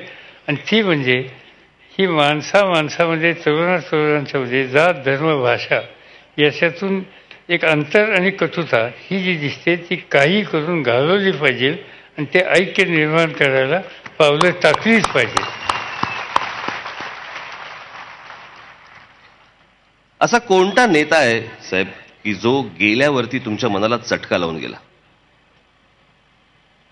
गेल्यानंतर असे काही लोक आहेत म्हणजे ज्यांच्याबद्दल त्याचा खरं सांगायचं म्हणजे त्याच्या व्यक्तिगत असोसिएशनचा तो प्रश्न आहे. तर राजकीय विचारातच तो राजकीय विचार माझ्या दृष्टीनं व्यक्तिगत माझ्या अत्यंत जवळचा म्हणजे यशवंतराव चव्हाण, एक सुसंस्कृत महाराष्ट्राची निर्मिती करणारा, देशामध्ये महाराष्ट्राची प्रतिष्ठा वाढवणारा आणि भारताच्या बाहेर देशाची प्रतिष्ठा वाढवणारा. आणि त्यामुळे साहजिकच ते गेलं आम्हाला अस्वस्थता वाटली. आणि दुसरं मित्र आणि राज्याचा अखंड विचार करणारा म्हणजे बाळासाहेब ठाकरे. ते गेल्यानंतर सुद्धा आम्हाला म्हणजे ठीक आहे ते व्यक्तिगत सर्व का भाग सोडा, पण या व्यक्तीला महाराष्ट्रासंबंधी आणि देशाच्या संबंधी प्रश्न आणि संकट आलं तर पडेल ती किंमत देण्याची त्यांची तयारी होती. म्हणजे देशात एकही असा पुढारी पाहिला नाही की निवडणुकीच्या वेळेला मी माझ्या पक्षाचा उमेदवार उभा करणार नाही. आणि तो इंदिरा गांधी नावाच्या काळात इंदिरा गांधी होते, त्यांना आज मदत करण्याची गरज आहे, ही भूमिका दुसरं कोणी घेऊ शकत नाही. आणि त्या नेत्याला कोणी टिकून सुद्धा देणार नाही. पण ते धाडस बाळासाहेब ठाकरेंच्यात होतं आणि त्याचं महत्त्वाचं कारण त्यांनी देश आणि राज्य हे प्रथम मानलं. साहेब, मला असं कळलंय की आपण देव मानत नाही. बरोबर. 52 वर्षाच्या आयुष्यामध्ये राजकीय याच्यात कधी देव आठवलाय का? असं नाही. त्याच्यात कसं आहे की मी तुम्हाला सांगतो, काही ठिकाणी मी जातो. जाता? हो. मला पंढरपूरला गेलो तर मला विठ्ठलाचं दर्शन घ्यायला बरं वाटतं, एक मानसिक समाधान मिळतं त्या ठिकाणी. तुळजापूरला गेलो तर भवानी मातेचं, किंवा कोल्हापूरला गेलो तर अंबाबाईच्या मंदिरात आता मला बरं वाटतं, किंवा गणपतीपुळ्याला गेलो तर तिथल्या गणपतीचं दर्शन घ्यायला मला बरं वाटतं. त्याच्यामध्ये दोन गोष्टी आहेत की आपला हा समाज एवढ्या मोठ्या संख्येनं त्या ठिकाणी जातो आणि नतमस्तक त्या ठिकाणी होतो. त्यांचा आदर राखणं हे सुद्धा आपली गरज आहे. त्यांचा ठीक आहे, तर कुणी असं सांगितलं की या ठिकाणी मी देवाला गेलो आणि त्याच्यामुळं माझ्या जीवनात असा असा फरक पडला, याचा माझा विश्वास नाही. शेवटी आपल्या जीवनात फरक पडायचा असेल तर आपल्यालाच कष्ट करावं लागतात. तो कोणाच्या सांगण्यावरून कोणाच्या आशीर्वादाने होत नसतो. पण काही ठिकाणं अशी असतात की माणसाला एक मानसिक स्वास्थ्य, शांतता आणि प्रोत्साहन देण्याच्यासाठी उपयुक्त होतं. आणि ही मी जी आत्ता काही ठिकाणं आहेत ती माझ्यासारख्याला अशी वाटतात की तिथं जाऊन मला एक मानसिक समाधान मिळतं. पण त्याचा बागुलबुवा मी कधी करत नाही. असा एखादा प्रसंग, एखादी घटना अशी आयुष्यातली, जर तुम्हाला वाटलं की ही बदलता आली पाहिजे किंवा ही बदलता आली असती तर चांगलं झालं असतं, अशी एखादी कुठची घटना आहे की जी तुम्हाला आवडेल की ही बदलता आली पाहिजे होती मला? आज सगळे एकदम अवघड आहे, कारण अशा बऱ्याच गोष्टी आहेत की ज्या बदलाच्या संबंधीची आवश्यकता होती आणि ती बदलता नाही आली, त्याच्याबद्दलची अस्वस्थता. आता मगाशी या ठिकाणी सांगण्यात आलं, त्या फिल्ममध्ये मी ऐकत होतो की मी 4 वेळेला मुख्यमंत्री होतो. मला 50 वर्ष लोकांनी सतत निवडून दिलं, एक दिवस सुद्धा त्याच्यात कधी हे नाही. आणि हे भाग्य सहजासहजी कुणाला मिळत नाही. मी महाराष्ट्रातल्या सर्वसामान्य माणसाच्या बद्दल कृतज्ञता व्यक्त करतो, त्याच्यामुळं मला हे सगळं मिळालं. आता हे सगळं मिळाल्याच्या नंतर अजूनही मी ज्यावेळेला जातो फिरतो आणि मला गरिबी दिसते, मला अस्वस्थता दिसते. मगाशी काढलेलं तुम्ही विशेष शेतकऱ्यांच्यातली आत्महत्या त्या ठिकाणी बघायला मिळते. एखाद्या अबलेवर मुलींच्यावर अत्याचार केलेले दिसतात आणि समाज बाकीची बघ्याची भूमिका घेते. या गोष्टी माझ्यासारख्याला अत्यंत अस्वस्थ करू शकतात. मला असं वाटतं की आमच्या सगळ्यांचं जे काय आयुष्य असेल ते या सगळ्या लोकांना न्याय कसा देता येईल त्याच्यासाठीच दिलं पाहिजे. आमचं प्राधान्य या गोष्टीच्यासाठी दिलं पाहिजे. ते आम्ही देऊ शकलो नाही, ही आमच्या व्यक्तिगत जीवनातली कमतरता आहे आणि ती कमतरता आपण घालवली पाहिजे. आणि त्यासाठी ती घालवण्याची कुवत असलेली पिढी ही जर आपण करू शकलो तर मला वाटतं की त्याचं मोठं काम होईल. आणि मी तुम्हाला सांगतो, मी तुमच्या निवडणुकीच्यामध्ये तुम्हाला किती यश आलं आणि किती अपयश आलं हे मी बघत नाही. अपयश आलं अनेकदा येतं अनेकांना, त्याच्याबद्दल काही विशेष महत्त्व नाही. पण मला तुमच्याभोवती महाराष्ट्रात एक तरुणांची पिढी उभी राहते असं दिसतंय. आणि त्या पिढीला तुम्ही या प्रकारची दृष्टी देऊ शकला तर मला असं वाटतं की ते महाराष्ट्राच्या भल्यासाठी. साहेब, आता शेवटचा रॅपिड फायर. मी 2 गोष्टी सांगणार, त्यातलं एक निवडायचं आहे तुम्हाला. यशवंतराव चव्हाण की इंदिरा गांधी, कोण योग्य वाटतं? कसं आहे की दोघांच्यात काही गोष्टी एका वाक्यात उत्तर द्यायचं साहेब. एका वाक्यात देता येणार नाही. त्याचं कारण असं आहे की इंदिरा गांधींच्या काही गोष्टी मी ज्या पाहिल्या,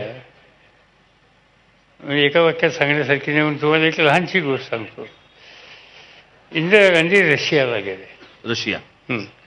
त्यावेळेस सोव्हिएत रशिया होता आणि सोव्हिएत रशिया आणि भारत यांचा अत्यंत घनिष्ठ संबंध होता. इंदिरा गांधी उतरल्या मॉस्कोच्या विमानतळावर आणि एक पद्धत आहे, प्रोटोकॉल आहे की प्राईम मिनिस्टर त्या देशाचा गेला तर प्राईम मिनिस्टर किंवा त्या दर्जाचा मंत्री त्यांच्या स्वागताला जातो. इंदिरा गांधींच्या स्वागताला त्या दर्जाची व्यक्ती रशियन गव्हर्नमेंटने पाठवली नाही. आपले अँबॅसेडर होते इंदर गुजराल, नंतर प्राईम मिनिस्टर झाले. गुजरालींनी त्यांचं स्वागत केलं, रशियन अधिकाऱ्यांनी त्यांचं स्वागत केलं. इंदिरा गांधींनी गुजरालना सांगितलं, त्यांची व्यवस्था केली होती क्रेमलिन हा रशियातला मॉस्कोतला राजवाडा, आपल्याकडे राष्ट्रपती भवन तसं तिथं परदेशातले गेस्ट हे उतरतात, व्यवस्था करतात. इंदिरा गांधींनी सांगितलं क्रेमलिनला गाडी घ्यायची नाही, अँबॅसेडरच्या घरी जायची. अँबॅसेडरच्या घरी गाडी गेली. प्राईम मिनिस्टरनी सांगितलं. तिथे गेल्याच्या नंतर त्यांनी विचारलं, तिथं तयार झाल्या त्या, आणि एम्बॅसी आपली मोठी आहे, तिथं अनेक क्वार्टर्स आहेत, तिथं इंडियन बाकीचे राहतात कर्मचारी. त्यांनी सांगितलं की इथं शनिवार होता, सुट्टी होती, की लहान मुलं कोणाच्या घरात आहेत. ती सगळी लहान मुलं गोळा केली आणि ते त्या मुलांच्यावर तिथल्या हिरवळीत खेळत बसले. लंगडी, गोट्या हे सगळे खेळ इंदिरा गांधीच्या मुलांच्यावर करत.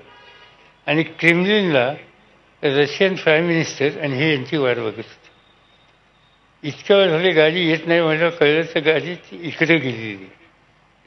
आणि नंतर मग परत तिथले प्राईम मिनिस्टर त्यांना घ्यायला त्या ठिकाणी आले आणि त्यांनी सांगितलं की, मग त्यांच्या लक्षात आलं की आपली चूक झाली आणि त्यांनी त्या ठिकाणी दिलगिरी व्यक्त केली.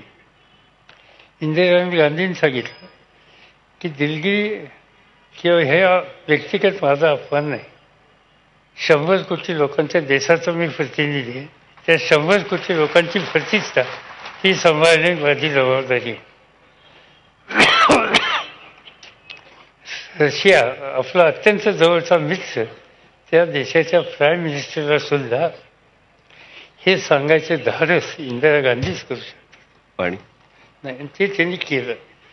असं एक इंदिरा गांधीचं वेगळं व्यक्तिमत्व होतं. यशवंतराव स्वभाव, वाचन, लिखाण, सुसंस्कृत भूमिका हा सगळा एक वेगळाच दृष्टिकोन होता आणि त्यामुळे दोघांच्या स्वभावामध्ये, भूमिकेमध्ये फरक होता. दोघांचं योगदान आहे, पण एकाचं योगदान आंतरराष्ट्रीय पातळीवर होतं आणि एकाचं योगदान आंतरराष्ट्रीय पातळीवरची जाण पण देशात आणि महाराष्ट्रात. साहेब, जरा बघाशी मी रॅपिड फायर सुरू करायच्या अगोदर एक प्रश्न राहिला. मी तो अतिशय महत्त्वाचा प्रश्न आहे आपल्यासाठी, कारण तो अनेकांना पडलेला प्रश्न आहे. आजवर आपल्यावरती राजकारणामध्ये अनेक प्रकारचे आरोप झाले, विविध प्रकारचे आरोप झाले, पण या सगळ्या झालेल्या आरोपांना आपण कधी क्लॅरिफिकेशन देत नाही आणि त्याच्यामुळे झालेले आरोप हे जास्ती ज्याला काय म्हणतो आपण त्याला घट्ट होतात किंवा लोकांच्या मनात ते पक्के बसतात, असं नाही का वाटत? म्हणजे तुम्ही जर समजा एखादा आरोप झाल्यावरती त्याच वेळेला जर त्याचं स्पष्टीकरण दिलं तर लोकांच्या मनात त्या सगळ्या गोष्टी निघून गेल्या असत्या. मला काही, मी तुम्हाला स्वच्छ सांगतो, हे आरोप होतात, झाले आणि अनेकांच्यावर होतात, मी त्याला कधी महत्त्व देत नाही. मी एकदा सांगितलं होतं की लातूरला भूकंप झाला तो माझ्यामुळे झाला, एवढंच आता आरोप व्हायचा राहील, नाही तर बाकी सगळे आरोप झाले. प्रश्न आरोप करत असतात आणि त्याच्यात तथ्य नसेल त्याची यत्किंचीची चिंता करायची नाही. माझा आरोप केला गेला दाऊद इब्राहिमची माझी दोस्ती. दाऊद इब्राहिम पाकिस्तानमध्ये किंवा कुठं माहिती नाही. आम्ही लोकांनी त्याचे सगळे असतील नसतील त्याची फारं मिळव ही काढली, उद्ध्वस्त केली, कशाचा काही संबंध नाही.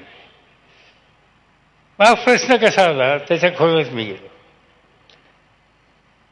त्याचा भाऊ कुठतरी होता दुबईमध्ये, नववारा टाइम्स किंवा कुठल्या तरी वर्तमानपत्राचा प्रतिनिधी त्याच्या भावाला भेटला, तो काही त्याच्याविरुद्ध वॉरंट नव्हतं. हे सगळं कुटुंब कोकणातलं, रत्नागिरी जिल्ह्यात आणि मुंबईत वाढलेलं. ते दाऊदचा वडील पोलीस कॉन्स्टेबल होता, बॉम्बे पोलीस लाईनमध्ये राहिलेला. त्या पत्रकारांनी त्या दाऊदच्या भावाला प्रश्न विचारले बरेच, आणि त्यांना विचारलं तुम्ही मुंबईला काय येत नाहीत? त्यांनी सांगितलं तिथलं सरकार आमच्या विरोधी आहे आणि आम्हाला त्या ठिकाणी अटक केल्याशिवाय राहणार नाहीत. आमची यायची इच्छा आहे, आमचा जीव अस्वस्थ आहे, मुंबईशिवाय आम्हाला चेंज फिरत नाही, पण आम्हाला जाता येत नाही. त्यांनी प्रश्न विचारला मुंबईत कोण आहेत, तुमच्या माहितीचं कोण आहे? दिलीप कुमार माहिती आहेत का? ते म्हणतं कोण माहिती नाही. आणखीन 3-4 नटांची नावं घेतली. हो म्हणजे आमचे अत्यंत आवडते नट. त्यामुळे मी मुख्यमंत्री होतो. त्यांनी विचारलं मुख्यमंत्री शरद पवार माहिती का? ते म्हणले उनको कौन नहीं जानता, वो तो हमारे चीफ मिनिस्टर, सब हम जानते हैं उनको. ते वाक्य त्यांनी केलं.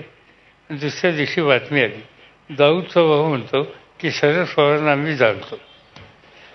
आणि नंतर देशाच्या लोकसभेमध्ये आमचे परम मित्र, याच महाविद्यालयाचे विद्यार्थी आणि उत्तर प्रदेशचे गव्हर्नर राम नाईकांनी प्रश्न विचारला आणि तिथे सांगितलं की दाऊदचा भाऊ म्हणतो की मी यांना ओळखतो, याचा अर्थ याची चौकशी करणार का? झालं सगळीकडे दाऊद दाऊद दाऊद दाऊद झालं. हे तेव्हा का नाही सांगितलं? नाही, हे तेव्हा सांगण्याचा अर्थ नव्हता, कारण ते सांगण्याचा तो काळही नव्हता. कारण त्याच्यातून असं त्यावेळेला ज्याने हा प्रश्न पार्लमेंटमध्ये उभे केले ते माझे विरोधी होते, मित्र होते पण विरोधी होते. विरोधक म्हणून कॉन्शियस त्यांच्या पक्षाचा हा निर्णय होता आणि हे पुढे न्यायचं हे त्यांनी ठरवलेलं होतं. मला असं वाटतं की या गोष्टी येतात, ज्याच्यात तथ्य नसेल त्याची चिंता करू नये. थोडे दिवस त्रास होतो, अस्वस्थ होतं, कुटुंबातल्या लोकांना त्रास होतो, पण शेवटी कुणाचा त्याचा विश्वास राहत नाही. आज त्यातल्या एकही आरोपाच्या बाबतीत एकही व्यक्ती बोलत नाही. अगदी बरोबर. नाही म्हणजे प्रत्येक होणाऱ्या आरोपाला उत्तर देत बसलो तर तेवढा धंदार उरेल. रॅपिड फायर वरती येऊ. परत रॅपिड फायर वरती मगाशी जसं बोललो, शेतकरी की उद्योगपती? असं की हा देश शेतकऱ्यांचा जास्त आहे, त्यामुळे शेतकरी.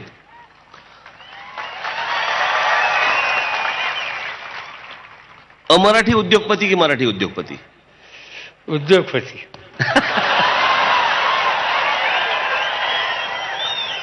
दिल्ली की महाराष्ट्र? अडचणीचा प्रश्न आहे, पण शेवटी दिल्लीच. दिल्ली. पण महाराष्ट्र व्यवस्थित ठेवायचं असेल तर दिल्ली हातात पाहिजे.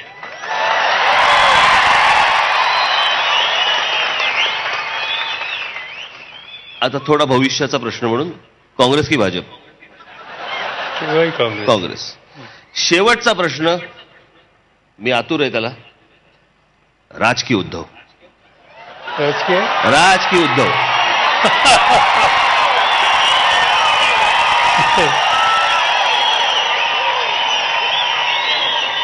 ठाकरे कुटुंबीय.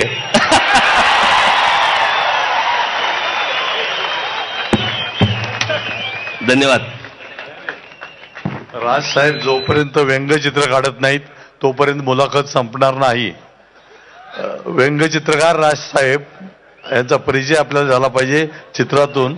मी विनंती करतो एक कॅरिकेचर या मुलाखतीचा समारोप व्यंगचित्रानेच झाला पाहिजे. आपल्याला विनंती सर, आम्ही तयारी केलेली तिथे आणून ठेवतो आणि आपण एक कॅरिकेचर करावं. वर वर घ्या, ते वर आणून ठेवतो. आणि तत्पूर्वी मी सचिन इटकर यांना विनंती करतो की त्यांनी आभार प्रदर्शन करावं, नंतर व्यंगचित्र. सचिनजी काय आहे? हा ठीक आहे. सचिन तुम्ही आभार प्रदर्शन. आभार. एक मिनिट तुम्ही बरोबर आभार मानतो. आदरणीय साहेब, राज ठाकरे साहेबांनी प्रश्न विचारला की तरुणाईला उद्योगाच्या काय संधी. तर जागतिक मराठी अकादमीच्या वतीनं आम्ही सर एक उपक्रम राबवतोय. महाराष्ट्रातले जगभरात काम करणारे जवळपास 10 लाख लोक आहेत. रामदास फुटाणे साहेबांच्या चिरंजीवानी हॉटेल काढलं लंडनमध्ये. अशा अनेक लोकांच्या आपण व्हॉट्सअपवरती प्रतिक्रिया मागवतोय की ज्यांनी वेगवेगळ्या देशामध्ये काय काय व्यवसाय केले आणि त्यातनं इथल्या तरुणाला जर भारताबाहेर काही व्यवसाय करायचे असेल त्याच्या संधी मिळतील. अशा जागतिक मराठी अकॅडमीच्या वेबसाईटवरती आपण वेगवेगळ्या प्रतिक्रिया उपलब्ध करतोय. प्रयत्न आहे की 10,000 प्रतिक्रिया पुढच्या 3-1 महिन्यात मिळाव्यात आणि त्यासाठी आपण काम करतोय. नमस्कार. खरं तर आभार आपल्या सर्व या ठिकाणी उपस्थित असलेल्या 25,000 पेक्षा जास्त रसिकांचे मला सर्वप्रथम मानायचे आहेत. कारण दुपारी 4 वाजल्यापासून आपण या ठिकाणी ज्या उत्साहाने आणि ज्या आदरणीय शरद पवार साहेब यांच्यावरील प्रेमापोटी आणि आदरणीय राजसाहेब ठाकरे यांच्या आकर्षणापोटी या ठिकाणी आपण सर्वजण या ठिकाणी दुपारी 4 वाजल्यापासून उपस्थित आहात. आपल्या सर्वांचे तसेच इलेक्ट्रॉनिक मीडियाच्या माध्यमातून महाराष्ट्र आणि देशामधल्या करोडो लोकांनी आज ही मुलाखत या ठिकाणी लाईव्ह पाहिलेली आहे. कदाचित या देशाच्या इतिहासातली पहिली अशी मुलाखत असेल ज्या मुलाखतीला प्रत्येक घराघरामध्ये ही मुलाखत आज कौटुंबिक एक सोहळा म्हणून लोकांनी ही मुलाखत या ठिकाणी पाहिली. आणि या ठिकाणी उपस्थित असलेले आपण सर्व 25,000 पेक्षा जास्त रसिक प्रेक्षक आपल्या सर्वांचे मी या ठिकाणी मनपूर्वक आभार मानतो. खरं तर ही मुलाखत 6 जानेवारीला होणार होती आणि त्या काही कारणास्तव ती पुढे ढकलली गेली. आज हा योग या ठिकाणी आला आणि या ठिकाणी उपस्थित असलेले सर्व इलेक्ट्रॉनिक आणि प्रेस वृत्तपत्रांचे सर्व संपादक या ठिकाणी आज उपस्थित आहेत. आज सर्व पत्रकार बंधू या ठिकाणी उपस्थित आहेत. त्यांनी सर्वांनी या मुलाखतीला खूप चांगली प्रसिद्धी दिली आणि मुलाखत घराघरापर्यंत पोहोचवली. आज आम्हाला या संमेलनासाठी मदत करणारे आज बीबीजी ग्रुपचे हनुमंतराव गायकवाड असतील, आमच्या DY पाटील ग्रुपचे डॉक्टर PD पाटील असतील आणि आज या ठिकाणी ज्यांचा गौरव झाला ते सर्व सत्कार मूर्ती या सर्वांचे मी या ठिकाणी मनपूर्वक जागतिक मराठी अकादमीतर्फे बीबीजी ग्रुपतर्फे या ठिकाणी आपले मनपूर्वक आभार मानतो. माझी आपल्या सर्वांना या ठिकाणी एकच विनंती आहे. आज गर्दी भरपूर आहे त्यामुळे थोडंसं टप्प्याटप्प्याने आणि सर्वांना कुठल्याही ज्या पद्धतीने आपण मागचे 4 तास या ठिकाणी उपस्थित होता, ज्या संयमाने आपण हा कार्यक्रम पाहिला तोच थोडासा संयम आपण या ठिकाणी ठेवावा आणि पहिल्यांदा सर्व महिला आणि सर्व टप्प्याटप्प्याने आपण सर्वांनी बाहेर जाऊया. आपल्यासाठी पोलीस आणि आमचे स्वयंसेवक आपल्याला त्या ठिकाणी मार्गदर्शन करण्यासाठी आहेत. माझी या संमेलन आणि ह्या मुलाखतीच्या यशस्वीतेमागे सर्वात मोठा जर कुणाचा वाटा असेल तर तो सचिन नाईक यांचा आहे. कारण आज हे जे सर्व इन्फ्रास्ट्रक्चर या ठिकाणी उभा केलेलं आहे त्याचं सर्व श्रेय हे सचिन नाईक यांना आहे. विठ्ठल शेठ मनियार यांनी आम्हाला खूप मोलाची मदत या ठिकाणी केली, त्यांचे मी या ठिकाणी आभार मानतो. आज पुणे आणि महाराष्ट्रातून अनेक नामवंत व्यक्ती या ठिकाणी उपस्थित आहेत ही मुलाखत पाहण्यासाठी. त्या सर्वांचे मी मनपूर्वक आभार मानतो. माझे सर्व सहकारी आज या ठिकाणी सुनील महाजन, रवी चौधरी, सचिन सगरे, आज आमचे रवी डोमाळे, गौरव फुटाणे आणि रामदास फुटाणे, यशवंतराव गडाख साहेब सर्वांचे आणि माझ्या सर्व टीमचे मी या ठिकाणी मनपूर्वक या ठिकाणी आभार मानतो आणि थांबतो. आपल्या सर्वांना पुन्हा एकदा विनंती करतो की आपण ज्या सर्वांनी अतिशय या मुलाखतीचा खूप चांगल्या पद्धतीने आस्वाद घेतलेला आहे तर थोडासा संयम ठेवून आपण सर्वांनी बाहेर जाताना थोडीशी एक शिस्त पाळा. धन्यवाद. आपण पुन्हा आलात. सर्वांचे मनपूर्वक आभार.